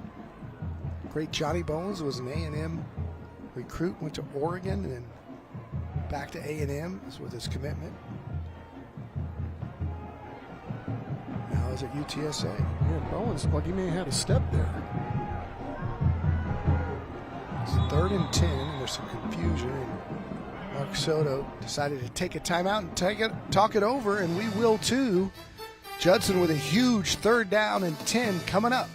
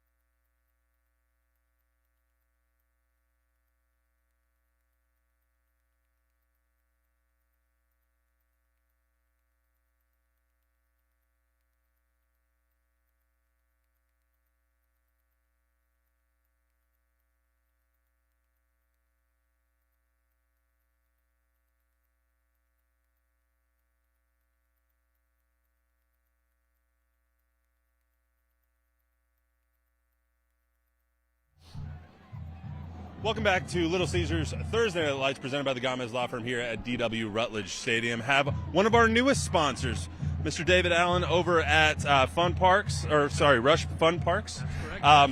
You guys are one of our newest sponsors. Why did you guys choose to sponsor TNL this year? Well, we think high school football brings communities together, and there's not a better football system out than South Texas. So we want to be part of that for sure. Yeah, absolutely. I mean, we were just having the conversation. Nobody does it like Texas does. You're right. Correct. I agree. So tell us a little bit about what you guys do, what you are, and kind of give everyone a little bit of a synopsis of what you guys do. Sure. We have 4 Rush Fun Parks out here in the community, and what we want people to do is disconnect from the outside world, come to a Rush Fun Park, make memories with your family and your friends. Our newest location is Ingram Mall. It's called Rush Max. We have bowling, laser tag, go-karts, soft play, full restaurant. It's a ton of fun to make memories, and we'd love to see you there. And we've heard a lot of Rush Maxes today since you guys are the First Down sponsor. It's Rush Max First Down, because there's been a lot of running going on. So we're going to be looking forward to seeing someone from Rush Max all season long here on the sidelines of TNL. Back to you guys in the studio. Sounds like a feature story, Matt. I want to see Matt at the Rush Max. You know, you and Zach jumping on trampolines and whatever they do over there. Sounds like a good time. Yeah. Chuck and I want to. We just can't. Yeah. With our the mind is willing, but the flesh is weak. But we can all use a little of unplugging there. It's reading a study the other day about what kids on phones and what it does to the imagination in their brains. I mean, yeah, it sounds like a good time, and maybe a little all of us could use that for sure. If you haven't read the book, The Anxious Generation, man, it'll change your life and how you see that whole thing. Crazy the difference between the adolescents in 2008 compared to 2009-10 when the iPhone came out. And the difference in their mental health and everything because they were exposed to everything on their phone all the time at the formative ages. Just the depression and suicide and stress and anxiety and bullying. And man, it's just crazy. Yep, anytime you can put it away, do. 3rd down and 1 for Johnson. You said they got go-kart racing? That would be cool. Now that sounds like we could do that. Good speed without getting a ticket, or the fear of getting a ticket. Let's you and me, Ricky Bobby, take on the young guys, Matt and Zach. Come on, Chris. Yeah. Chris Koffis, our producer in my ear, says, do you think Matt would fit in a go-kart? Yes, make sure that... He's not wrong. Make sure that that's attributed to somebody other than the guys in the booth. I haven't go-karted since I hit my growth spurt when I was like 11, guys. So I haven't fit in a go-kart in a long time. Surprised. I've been dealing with shame and guilt ever since Matt got on to me about talking about how big he was early in the first quarter. So I like it because then I can poke fun at you. I know. You went right for the hair. I mean... I just, it's the easy, low-hanging fruit. I know. When you're this handsome, you got to have something. That's right. Well, Let him know. Well, also, all the weight you've lost, I've gained, so. You ate the old me. Yeah, apparently. You're down like 60 pounds. No. Is that a first down? Is that a Rush Max first down? Yeah, it is. It is. It's a Rush Max first down. How about that? ACW sticking his nose down there close to the goal line and moving the chains. Johnson doing a really nice job carry to carry with making it easier on themselves in the subsequent downs. Getting these 3, 4, 5, 6 yard carries. And it is a Rush Max first down. Fake the play action, going deep, got a man down there. It's one of those speedsters, and it's caught at the 10. Justice Jeffrey, the junior, 6', 170, beat his man, and I tell you what, Estrada put it right on the money. It's an embarrassment of riches outside for these Jaguars, right? They don't get you with one, they get you with another, and then they get you with another. Good adjustment on the football, and a huge gash play for these Jags. They move into the absolute power red zone. Another Rush Max first down for Justice Jeffrey. And first and goal for Estrada and the Jags. Already up 28-7, looking to add on to that. They go back to their Wildcat QB, and I think he's in. Pretty darn close, but they're going to mark it as short. Man, he was right there. You talk about doing what good running backs do, right? Fall forward for yardage. I mean, it looked like he took on half the team right there. Rayshawn Hurd already has 3 touchdowns. I think replay will show that he does. Who am I? The question is, Don, is Elvis a better football player than he is baseball player? And I posed that question to T.P. Miller, and he said it's a wash. They're just good at both. He's going to keep it here. He's going to try to get in. Stood straight up. And they're going to call it a touchdown. Really good job by the Rocket defense to meet him head on, but Estrada pushes forward, and it's 34-7. He's just a junior. You got another year of that guy coming at you in the Northeast League. Just a straight, well, I'm going to take it myself. It looked like there might have been a bust there, but maybe not. Regardless, it doesn't matter. Elvis Estrada is in the house. You got to love parents who will still name a kid Elvis. You know? Solid, right? Oh, yeah. That's just wonderful because, I mean, this generation, they don't even know the king. Elvis is in the building. Yes, he is, and Johnson is on top, 35-7, 6:50 to go here in the third.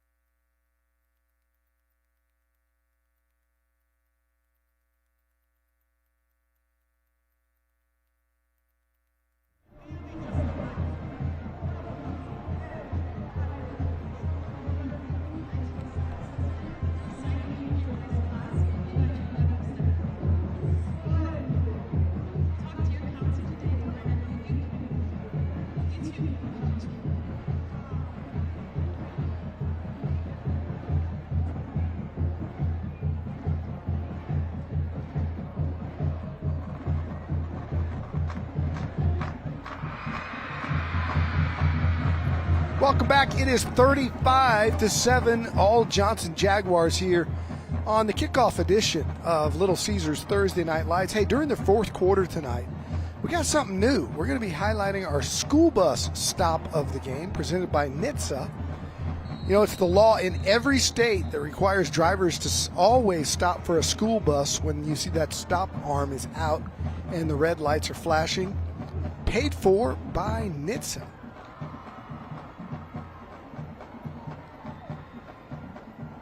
So we got Nitsa and we got Pizza. Nitsa. I just tee it up and you hit it out. I want the audio drop. I do, Chris, for next week. I want every time we say Little Caesars something, I think the audio guy's got to have a drop that just goes pizza. Perfect. It would be I'm all for it. I think our sponsors would like it too. Got to meet those guys, the Hotchkiss family. Guys who own the Little Caesars in San Antonio. Yeah, Sachs guys. Third generation. The granddad moved down here in 1984. They opened up a couple stores. They got 40 stores now. The dad has been running it. And now the son, who's like 25, Ryan, is opening up Dave's Hot Moves. And shout out for having a big old pepperoni pie up here in the booth tonight. It was outstanding. What's left of it? Nick, is there any pizza left in that thing? I think there's one piece left. Oh, okay, well, I don't want to be the guy that takes the last one. I've had my piece. Let's roll down to Matt Roy, who's standing by with a very special guest. All I heard was that you guys ate a whole pizza, and you're saying that I ate a lot of pizza. So I don't know. Anyway, we got a very special guest, Diana Wisdom, mom to 4 boys that have come through the Judson program, and basically the entire city of Judson. I mean, really, she's everyone's mom. So how are you doing now? Oh, my gosh. Oh, my gosh. What a great night. You have 2 years left in this program now. Miles, number 39, number 1 in our hearts. He is in his junior year now. How excited are you to see him on the field, getting some playing time? It's bittersweet. I'm glad I have 1 more year left so I don't have to cry too much, but it's bittersweet. You know, it's just him. This is it. And it's a lot to take in, but I'm enjoying every minute of it. You guys have gone through so much, obviously, and then you guys got the just elation on Tuesday and Monday for Rashad, former UTSA, former Judson High School, friend of the program. He's phenomenal, and he made the team in Tampa Bay with the Buccaneers. What was that moment like? Can you kind of take me through what happened on that day? Wow, it was amazing. You know, we kept claiming it. We kept saying, Shad, this is it, this is it. You know, he played one of his greatest games on Rich's birthday. Rich passed on his birthday, on Rashad's birthday, and he played a great game against Pittsburgh, and I think that sealed the deal for him. And it was Rich's 53rd birthday, so we were like, this is it. You're going to make it on this 53-man roster on your dad's 53rd birthday, and it happened. And I think I just stopped crying today, and I'm so happy. We needed that. We needed some good news, so I'm real happy. I mean, it's weird how things work out, 53, the symbolism of everything. And you've taken a lot of pride with Rashad going to UTSA and being from Judson. You guys see so many people throughout the NFL between Joshua Cephas and Sincere McCormick and all that Frank did for the area. How prideful does it make you that people have come through UTSA and come through the Judson program and still keep just so close to the community?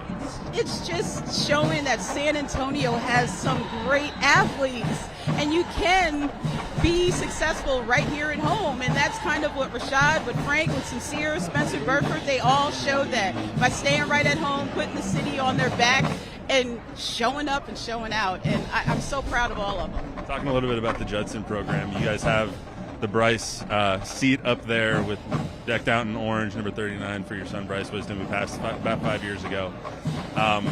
Judson has really done so much to keep his memory alive and Judson strong, and you guys have obviously spearheaded that. What is being part of this community, and what has the community meant to you for doing all of that and allowing him to put Bryce Strong on the back of his jersey and all those things? It's amazing. This city shows us so much love, you know, at a time when we needed it the most, when we were at our worst, at our lowest. And I go to the mailbox and neighbors are like, great job, we're so proud of Rashad. And, you know, I forget that people are following and they're cheering and rooting for us. And that's what keeps us going. And we're so appreciative of everybody in the city of San Antonio, Converse, all the neighboring cities. Everybody has showed nothing but love, and we're so appreciative of it.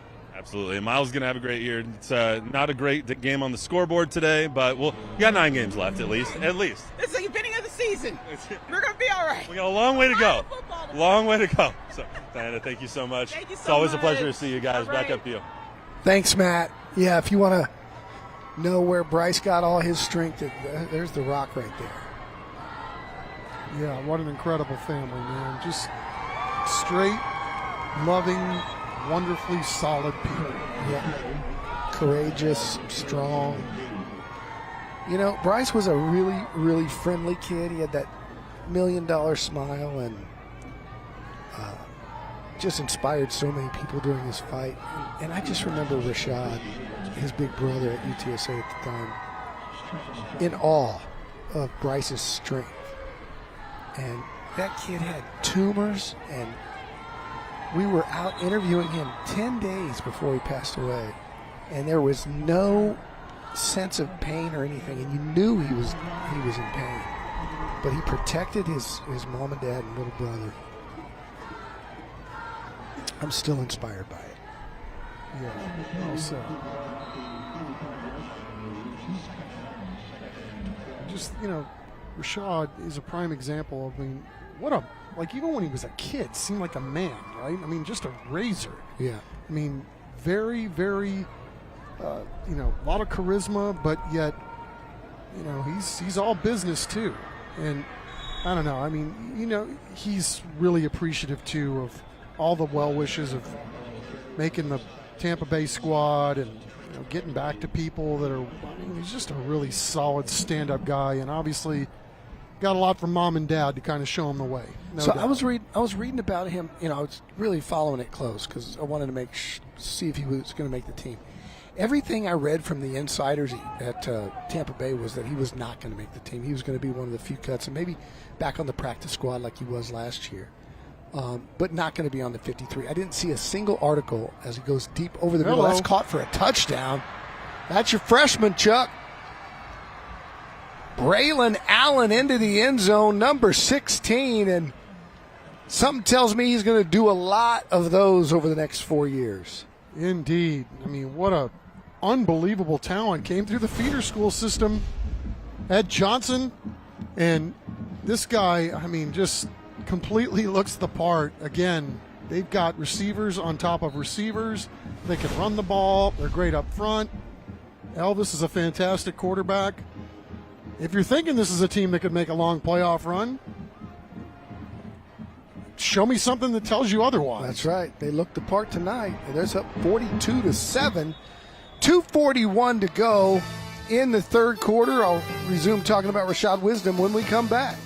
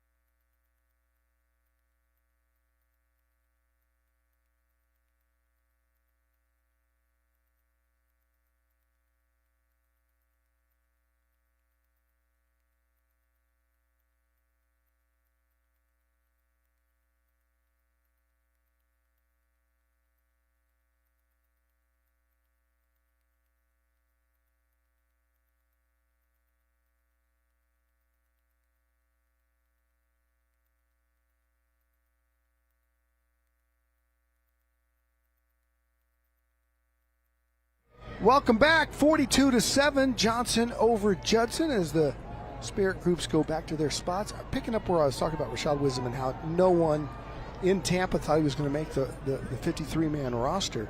Wouldn't surprise Jeff Traylor because of his work ethic. And when you start hearing about, he's the guy that was on the practice squad, so he's in the building. They already know him. And he's the guy that doesn't go on vacation when everybody else does and goes into the facility first thing at 7 o'clock in the morning and is lifting weights with the trainers. And that stuff gets around. The doctors, the training staff and the strength coaches, they know who guys are and what guys are doing what. And then he's in the preseason and they lose a nickelback to injury, and Todd Bowles, who's the head coach and also a defensive guy, pulls him aside and says, I know you have never even practiced at this position, but we don't have anybody. You're going to have to play nickel. And he goes, I need you to do this here on this play. When they line up here, do this. And Rashad's like, I got it. I watch film. He goes out and plays nickel, lights out. 5 tackles, 4 for loss. That ball's loose. I'll see if they let him advance it or if they'll take it right there where it was fumbled. But it did look like Judson gave it up, and Johnson came up with the recovery, and the route continues now 42-7. Anyway, he goes out and plays great. And on cutdown day, one of the writers, the beat writers, who covers the team that I was corresponding with, says, wouldn't be surprised at all. They love the kid. And sure enough, he made the 53.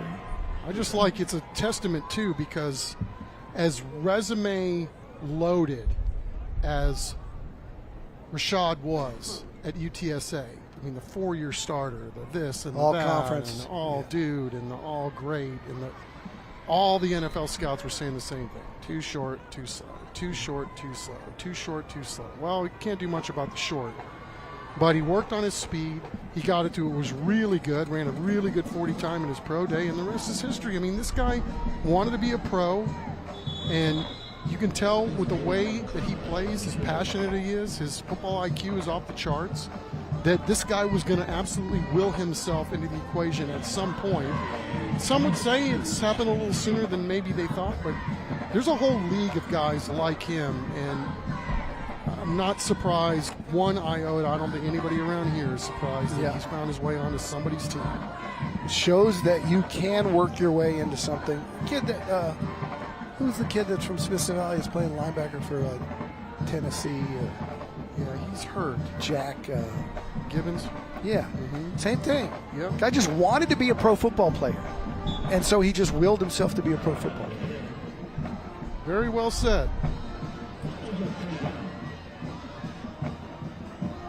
42-7 with 1:30 to go here, as the Jaguars got that football back and are moving it down the field, and pretty much no doubt about this one anymore, as we thought we might see a bit of a scrap in the second half, but the breaks have gone Johnson's way early. They hit on a big play. Now they're just looking to salt this win away and run as much clock as possible. Another running back in carrying the football. That's Noah Cartwright, junior, 5'10", 175. Short of the stick, it'll be fourth down.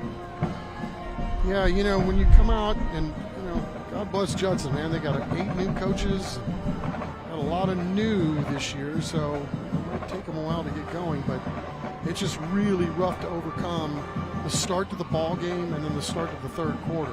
You turn the ball over on your first play from scrimmage, give up an early touchdown, and then you get gashed by a huge long TD run to start the third quarter. These are the hard things that are really hard to overcome. It gets you out of your entire game plan, which was to try to pound the football as much as possible, get the ball to your dudes, and you can still try to work on some of that stuff here, but that's been a lot to overcome here as we wind down the third quarter. Timeout on the field. We'll take it with them. It's Johnson 42, Judson 7.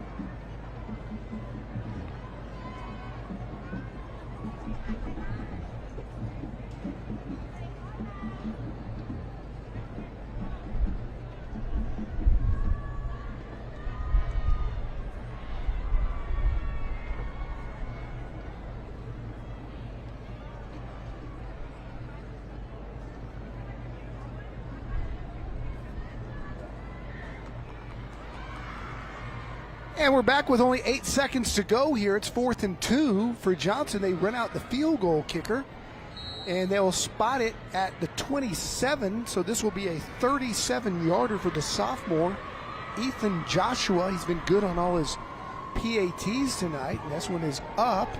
It is long enough, and it is good. So it's 45-7. Still 2 or 3 seconds left on the clock. Here in the third quarter, right? Come out here and kick yourself a field goal in week 1, week 0, whatever they're calling it these days. Yeah. And 44's got himself 3. All the extra points good.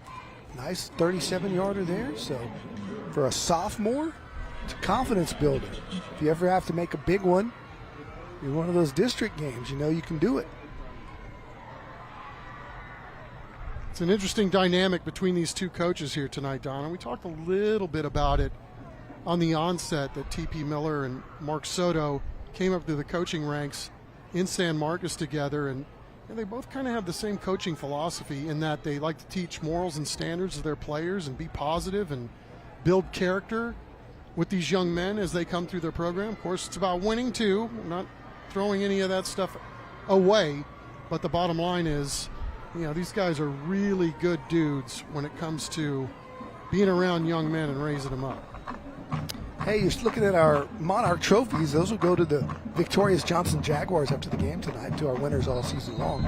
Call 210-344-3777 for all your trophy needs. Monarch Trophy, they've been with us on TNL, I believe, all 17 years. They're one of our sponsors for the long haul. And they got everything for your teams, your business, anything where you need plaques, awards, trophies, they've got it. Monarch Trophy. Here's the kick. Judson's had a tough time with field position tonight. They fake that reverse again. And stumbling across the 25 is Omarion Evans, and that's the end of the third quarter. When we come back, fourth quarter action. It's all Johnson here tonight at Rutledge Stadium.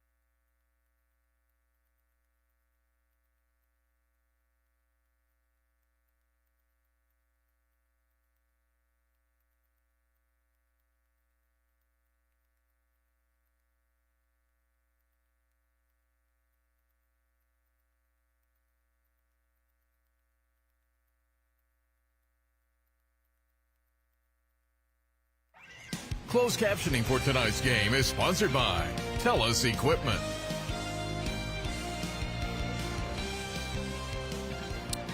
All right, we begin the fourth quarter. The Judson Rockets with the football. It's a Mega Furniture first down, and Judson runs the sweep to the right-hand side.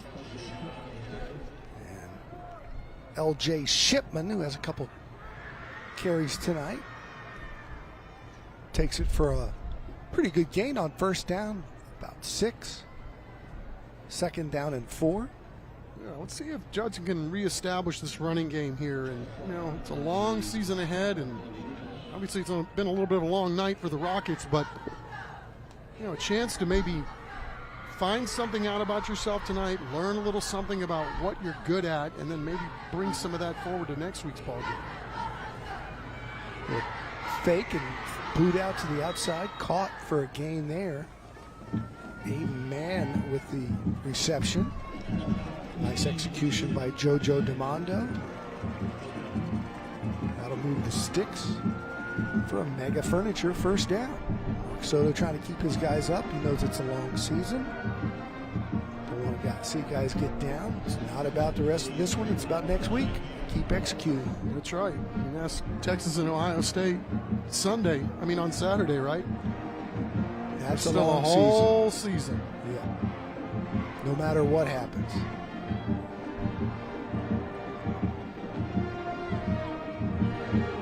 Mega Furniture first down, inside handoff to Shipman. Although I do think in this world we live in, Chuck, everybody being an expert on the Micah Parsons trade tonight, and that too could still go either way over time. Whoever wins Ohio State, Texas is going to be the greatest thing in the world, and the losing team is going to be the worst team that ever played football. And yet, the loser could very well end up being national champions, because that's how good both teams are. So, there's a lot of football to be played. That ball is intercepted. Not on the first try, but the second. Great job by Cade Pantuso. Tipped it up in the air, lost it, fell down and had the presence of mind to keep his eyes on it as he was on the ground to pick it up on the camera. Football player. Ball tipped again. And then Great Tuso securing with both hands on the back end to get himself a turnover in this football game. Nice play, Cade. Senior, as you said, comes from a great family of athletes there at Johnson High School. And it's a mega furniture first down for the Jaguars. Now, one of them's a mighty Madison Maverick. Oh, Madison Maverick. Yeah, a lot of good athletes in that family. And we have some backups into the Hello. game, including that one running all the way down to the 20, to the 10, to the 5. Touchdown! Adrian Buntello, the junior backup quarterback, gets 6. All Johnson Jaguars here tonight. It's 51-7. Yeah, this thing has gotten out of control, but shout out to the big boys up front. We started the ball game with Jack Van Dolen at left tackle, Austin Patino, the left guard.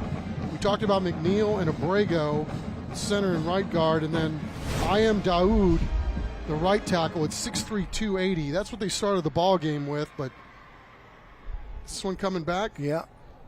Still a nice play. I didn't see the flag. It's like Ben Sims from Clark High School caught a touchdown in the preseason the other night for the Packers. Yeah. Got called back. Still a nice play. Still a nice play. Not going to change his confidence. Correct. I was going to say this. You said that Pantusos were Madison Mavericks, Johnson Jaguars. I know at least one of them was. I wonder if there's someone watching tonight who would tell me if they're related to the great Ann Pantuso, who owned the Carriage Flowers store in the Churchill neighborhood, which is where we all bought our mums for our girlfriends on Fridays. I'm going to willing to bet that there probably was some relation. Ann somehow. Pantuso's Carriage Florist was on the corner of Lock Hill, Selma, and Blanco back in the day. So I'm hoping somebody can tell me this relation. So there you go. That's your assignment for this week. Mark Soto was telling us before the game, Don, about these Johnson Jaguars, that this is as explosive a Johnson team that he's seen in this 4-game series that they've had over these last few years. And, boy, he wasn't kidding. I mean, they really, really looked the part here in week 1. Backups on the Judson defense still trying to earn their stripes, and they come up with a big play there. And then you talk about small worlds. So Mark Soto said he coached Elvis's dad, Elvis the quarterback at Johnson, when he was at Poteet. So not Vernon Presley. No. Or Vernon Reed from at Poteet. Living Color, who they did that one song where they went, Elvis has left the building. Okay, Poteet, going home of the Strawberry Festival. That's all I know about Poteet. Well, these coaches paid their dues coaching in those smaller towns. And apparently there was another Estrada that showed out yesterday in the JV game. So look out, you got one coming. That was just a junior, too. They're taking another timeout here on the field. We'll take it with them. 45-7 with 7:40 to play.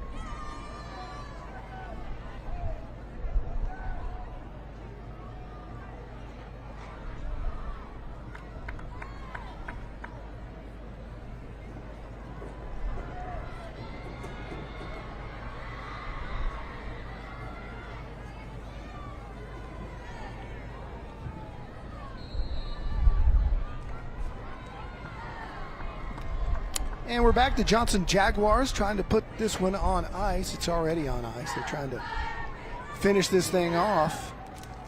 7:40 to go. Maybe just run some clock with this one, although they fire that one and it's incomplete. That'll stop it on 3rd and 9. Obviously you're not going to care about the clock when they're trying to convert. Yeah, this has been quite a performance by TP Miller's squad tonight, and we heard a little bit from him at the start of the ball game where he was talking about, we're just not satisfied with second-round playoff exits anymore, that their motto this year is going to be rise up, and they want to win a state championship. They feel like they got the players to do it. They feel like they got the coaching staff to do it, and they really feel like they've got a mature bunch of young men that could pull something like this off. Bigger picture, that's one of the goals, obviously. In the short term, they want to keep a level head. They want to win a district title if they can do that again. But if they can pull that off, that would be the first time in Johnson's 18-year school history that they've won back-to-back league titles in football. And I don't know what makes me feel older when I hear Johnson High School's 18 years old. They're 7-0 last year in district play, and that's a tough district, man. 10-2 overall last year, lost to Lake Travis in the second round, but as we were talking during the halftime show, it looks like this team lost to Lake Travis and just went right back to work with a lot of returners, because the way they've executed in week 1, very impressive. I mean, Judson looks like a team that's playing in week 1. Not bad. There's just a week 1 team. We see them every year. Johnson looks like a team that's in like week 4 or 5. They're just executing at a higher level. Yeah, and it's one of those things, right? I like the fact that they're throwing it out there, right? And you put it on the wall. Give yourself something to shoot for and not speak it into existence per se. Is that a catch? He caught it. I don't know if he came down in bounds. It was a heck of an athletic play right there for sure by upstairs. Jaikel Harmon, the senior DB, 6'1", 170. But, they don't want to get ahead of themselves, obviously, but the fact that they're saying that this is attainable, you got to like it, right? If there's a belief and we're going to go until somebody tells us otherwise, he darn sure came close to sticking that foot down. But now they got to go do the work. That's the one thing that TP Miller really wanted to stress, is that, we can talk about all these things, but we got to go do the work too. There's a little pass out in the flat, dropped. Incomplete. It'll be 3rd down. Hey, Chuck.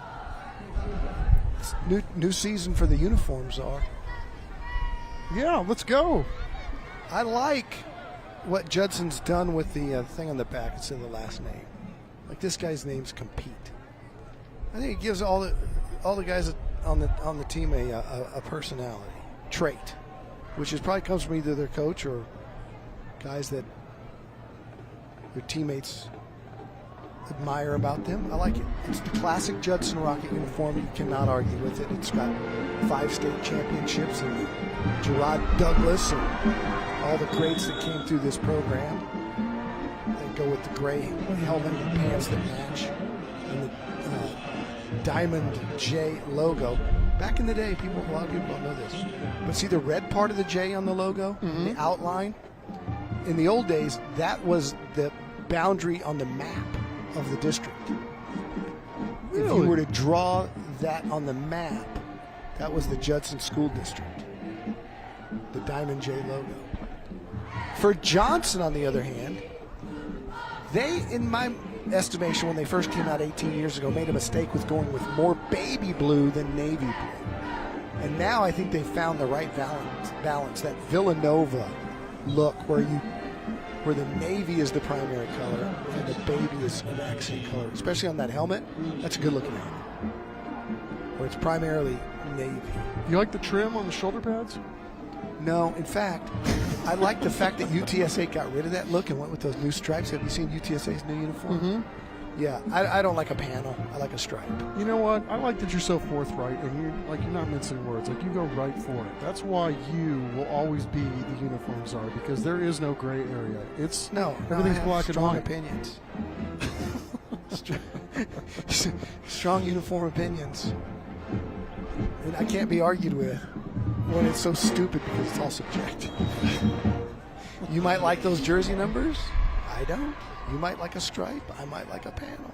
Whatever. I don't really have a problem with the numbers. See, Judson's number, that's a great number. That's a block number that old 60-year-old broadcasters can see from the press box. The Johnson number is a lot like the UTSA numbers, where it's some kind of tricky little font that sometimes when it gets bunched up over the shoulder pad, you can't tell what it is. Or some form of cursive that you can't possibly decode. Yeah. Thought UTSA was going to change theirs, but they went back to it. Oh, that one's tipped. Got right in his face. Good pass rush there. 4:27 to go. 3rd and 4.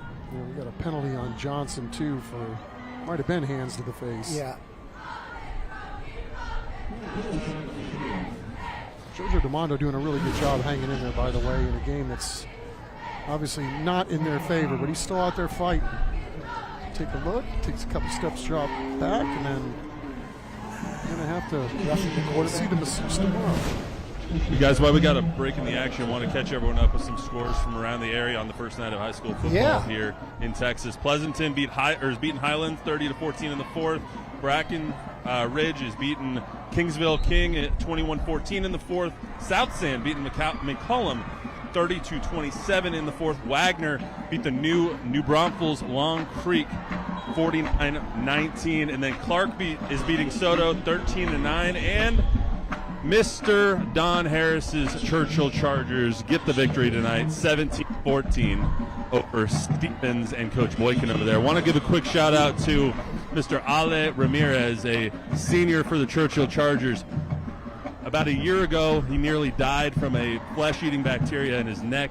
He was on the field tonight after gaining all of his weight back, and he helped lead the team to victory. So congratulations to him and to the team for making it all the way back and getting the win tonight. And to you, Matt, for a great story on that young man. Judson goes to the end zone, incomplete, but Matt did a great job telling his story. Yeah, what a courageous young man to come back. A lot of people didn't think he could do it, but he did. Yeah, unbelievable what that family has been through, and you're right. I mean, Matt Roy did an amazing job. Emmy nomination, Matt. Emmy nomination. Yep. Emmy nomination. Did not win on Monday, but it was worth telling the story regardless. Doesn't matter if win or lose. That family's a winner, is for sure. And we're gonna have the follow-up. I just talked to the mom, Mandy, yesterday. Follow-up story about detailing his heroic comeback on Sunday, New Sports Sunday, and Maximum Sports on Sunday night. Awesome. Can't wait. Can't wait for that. 3:07 to go. Here's Judson's face with a 3rd down and 10.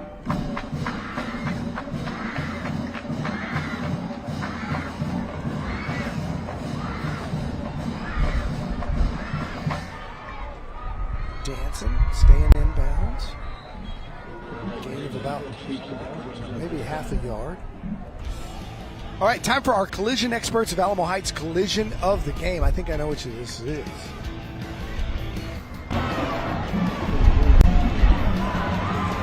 Oh, right on. Caden Graham lowering the boom from the offensive perspective. Paying back the Johnson defense for that collision that stripped him of the football that Bodie fell on for a touchdown. Yeah, Jacob Mazzaco's had a really good game. We didn't catch the right end of that one, but he was in on a big play that forced a turnover earlier in the game, too. Going for a little pump and go. Not going to get there, and that'll take us to the 2-minute timeout in high school football. We'll take a break and wrap it up when we come back. Johnson over Judson, 45-7.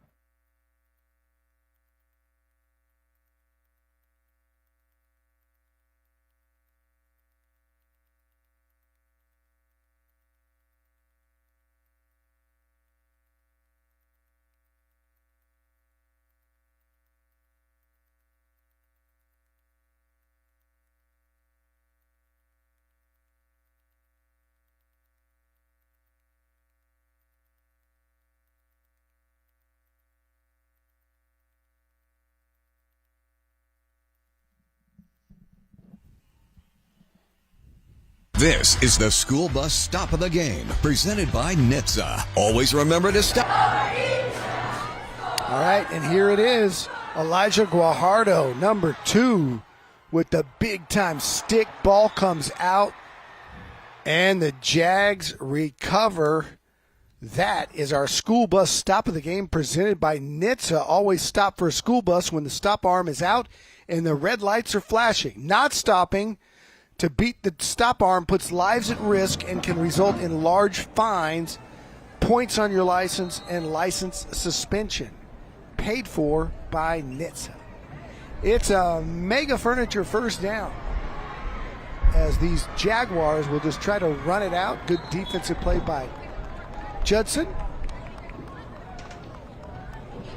Sure was. Big 94, I think. Osher Derry. He got his ankle rolled up on there while trying to make the tackle.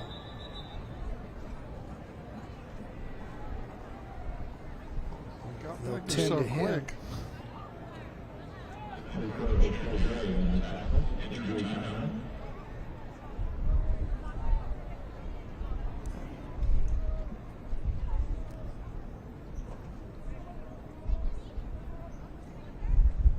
It's also time, as we do always on Thursday Night Lights, running down our South Texas Family Medicine and Urgent Care play of the night. This was a good one here. The speed of Aaron Crawford Webb to the outside, finding his hole, the senior, taking it to the house. And that is our South Texas Family Medicine and Urgent Care play of the night. Yeah, didn't have a lot of explosive plays in this game, but W. Johnson really didn't have to have many of them the way they've handled themselves on both sides of the ball here in this one. Really good in the trenches tonight. 2nd down and 12. Johnson will run the football and pick up a couple. Probably have a snap or two left in this one. Stick around for our post-game show. Matt Roy will hand off the hardware to T.P. Miller and the Johnson Jaguars, the winners of Week 1 of TNL. And Chuck, you can't stop talking about it, so I'll let you talk about it. Week 2 of TNL. Number 1 against number 2 in our TNL poll are going to meet next week right here on Little Caesars Thursday Night Lights. Brennan and the defending state champions from Smithson Valley. Man, well done helping to pick that schedule there, big fella. I am ready to kick it off now. That is going to be a good one. I didn't know when I helped plan the schedule that they'd be ranked 1-2, but we knew this was going to be a good one. We knew that one's going to be a good one. We got Steele later in the year. We got South San. We got South San twice, and they got some dudes. John Jay late in the season. Here's the TNL Top 10. Brennan, number 1, Smithson Valley, followed by Steele, Harlan, and Piper. These Johnson Jaguars may move up after this impressive W. New Braunfels, Reagan, Sotomayor, who Clark is knocking off right now, and Brandeis at number 10. And that is our ball game. So, the Johnson Jaguars, the winners tonight, set 45-7. When we come back, it's the post-game show. We'll hand out the hardware and talk to Coach T.P. Miller and the Jags when we come back.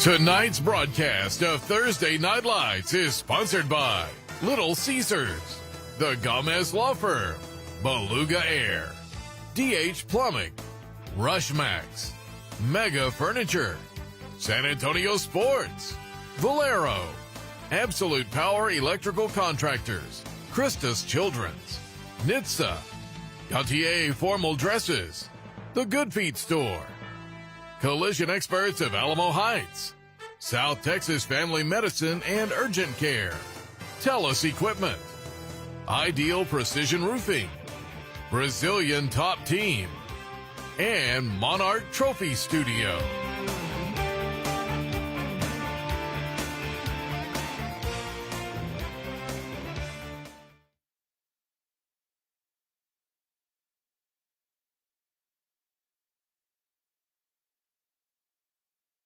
Dun, dun, dun.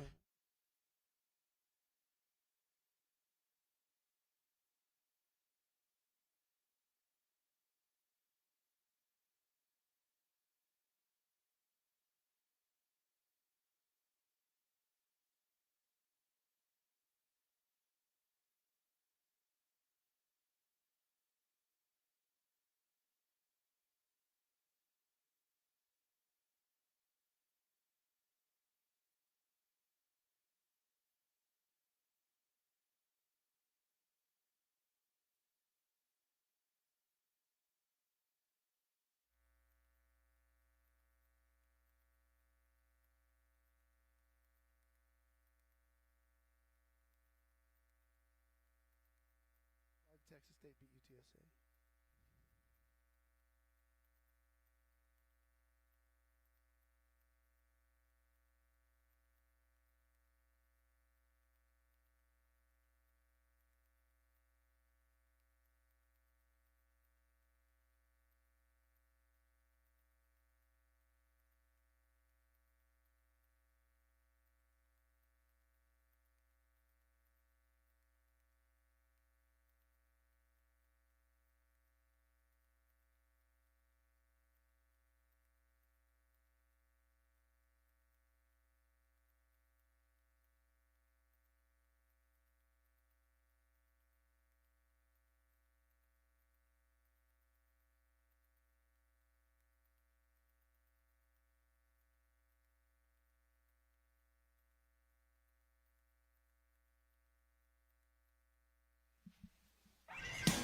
Welcome to the Little Caesars Thursday Night Lights postgame show, presented by the Gomez Law Firm.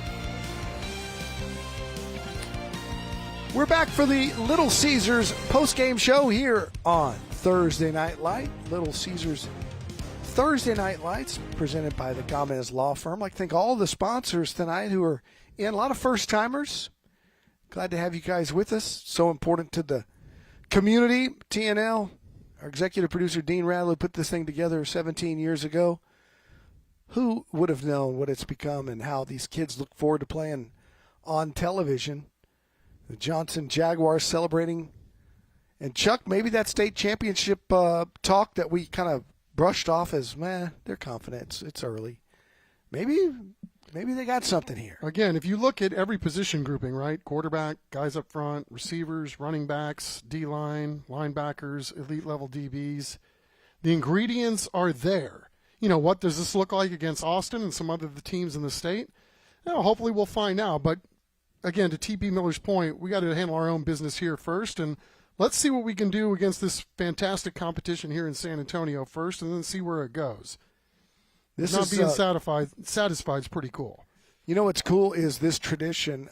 These kids have been watching Thursday Night Lights on television since they were in elementary school, and they hope one day they can win a game on Thursday Night Lights and be part of this trophy presentation. And it's just part of the deal for us, but for these kids, this is a big thing, and we see it every time with the way they celebrate a regular season one-game trophy. They get such a kick out of it. So it's always been one of my favorite parts, and Matt does such a great job on it. Yeah, indeed. They still getting settled down there? We got the pizza guy down there. Looks like they got about 500 players slapping five with his student body, but let's maybe we'll start with Adam and just go on down to Matt Roy. Matt, you ready? All right. Hi, guys. Take it away, Matt. They're all excited. They're filling in over here, so we have as we all fill in on the rest of the victorious Johnson Jaguars. Guys, 1-0 sounds pretty good, am I right? Yeah. All right, 1-0 for the Johnson Jaguars. We do have our Little Caesars player of the game, Mr. Ray Sean. I forgot his last name. Hurt, thank you. He hurt everyone else. 11 carries, 63 yards, 3 touchdowns for him, all in the first half, I believe, as well. So, Little Caesars player of the game. We got this nice trophy for you. Here we go. Lena hurting. So, you guys got a two-headed monster. I think a little bit of the story was you guys lost Bubba Johnson coming in, filling in great. What was the mindset coming into this game against Judson? We all played really hard. We had a good week of practice, so with all the preparation we had, we knew if we came in and executed how we should, we would take over the win. You guys are trying to do a lot of things that Johnson has never done before, mainly getting a back-to-back district titles for the first time in Johnson history. What does the win like this propel you forward as you guys move through the season? So we should have a pretty good confidence going into Piper. We have a really well-rounded offense, so we're very versatile, can do a lot of things, which will help us in the future. Well, man, you run like that, you're going to get a lot of wins. Congratulations on the player of the game, Rayshawn Hurt. Coach, I'll get you up here. And hold on to that for me. All right, Coach, get you over here. Rayshawn, take a knee for me. All right, Coach T.P. Miller. Coach, the success that Johnson's had under your tutelage here has been pretty mind-boggling. You guys get 1-0 tonight. What does a win like this mean for your program? It means that, just taking the next step in our program, started off fast. We just got to finish strong, and there's things that we got to work on. But overall, I'm really proud of the execution of the Johnson Jaguars tonight, and we're looking forward to next week. Coach, last year was only the fourth 10-win season in Johnson history. You guys are going for 10 wins again. You guys are going for another district title. How does something like this help you guys move forward and build your confidence as you go into Piper and then eventually into district? Right. We're just going to take one game at a time. We tell our athletes that, we learn from the past, but we don't forget. So we learn from the success that we had. But in order to move forward, we have to continue to rise to the Johnson Jaguars standard. Things that we need to fix on this side of the ball is our penalties. And so we got to clean that up. And then so this week of practice is going to be talked about fundamentals. So in order to reach the goals that we want to reach, we got to clean up the things and take one game at a time and 1 week at a time. 40 victory, and you're still talking about better. That's just coaches for you. Coach, what's the ceiling for the Johnson Jaguars this year? Our long-term goals, state championship. That's and we have everybody here, including our cheerleaders, our band, everybody here to support. It's going to take a community, and our theme of the year is Rise Up, and so we're going to rise up to the challenge. We're going to rise up to play in Jerry's World, but we start with short-term goals, and that's one game at a time. And short-term goals, district championship, and then playoffs, and playing Thanksgiving, and so that's where we're at. So I'm getting excited to talk. We got to dial back and really focus on 1 week at a time. Coach, I got 3 things left. Guys, on 3, give me a 1-0 on 3. 1, 2, 3. 1-0. Give me a pizza on 3. 1, 2, 3. Pizza. And we got a trophy for you guys, Little Caesars. Thursday Night Lights. Congratulations.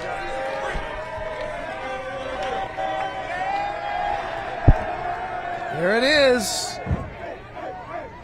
The Johnson Jaguars winners. We'll wrap it up when we come back.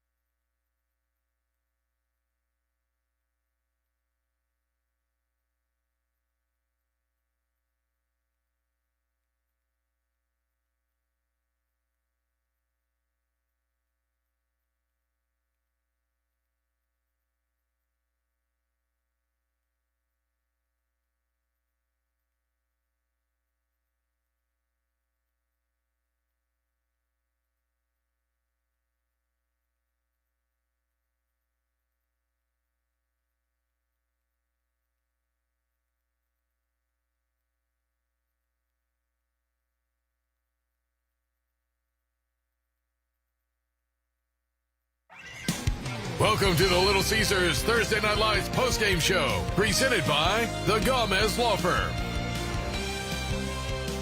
The Johnson Jaguars, the champs here tonight, 45-7 in week 1 of Little Caesars.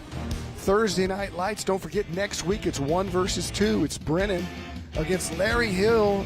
Smithson Valley, Steve Baser, 2 of the best in the business. For Brian Watts, our director, and our producer extraordinaire, Chris Kotvis, and for Matt Roy down on the sidelines, our incredible statistician, Nick Funky Cole Medina, Chuck McIntyre, I'm Don Harris. We'll see you next week on Little Caesar, Thursday Night Lights.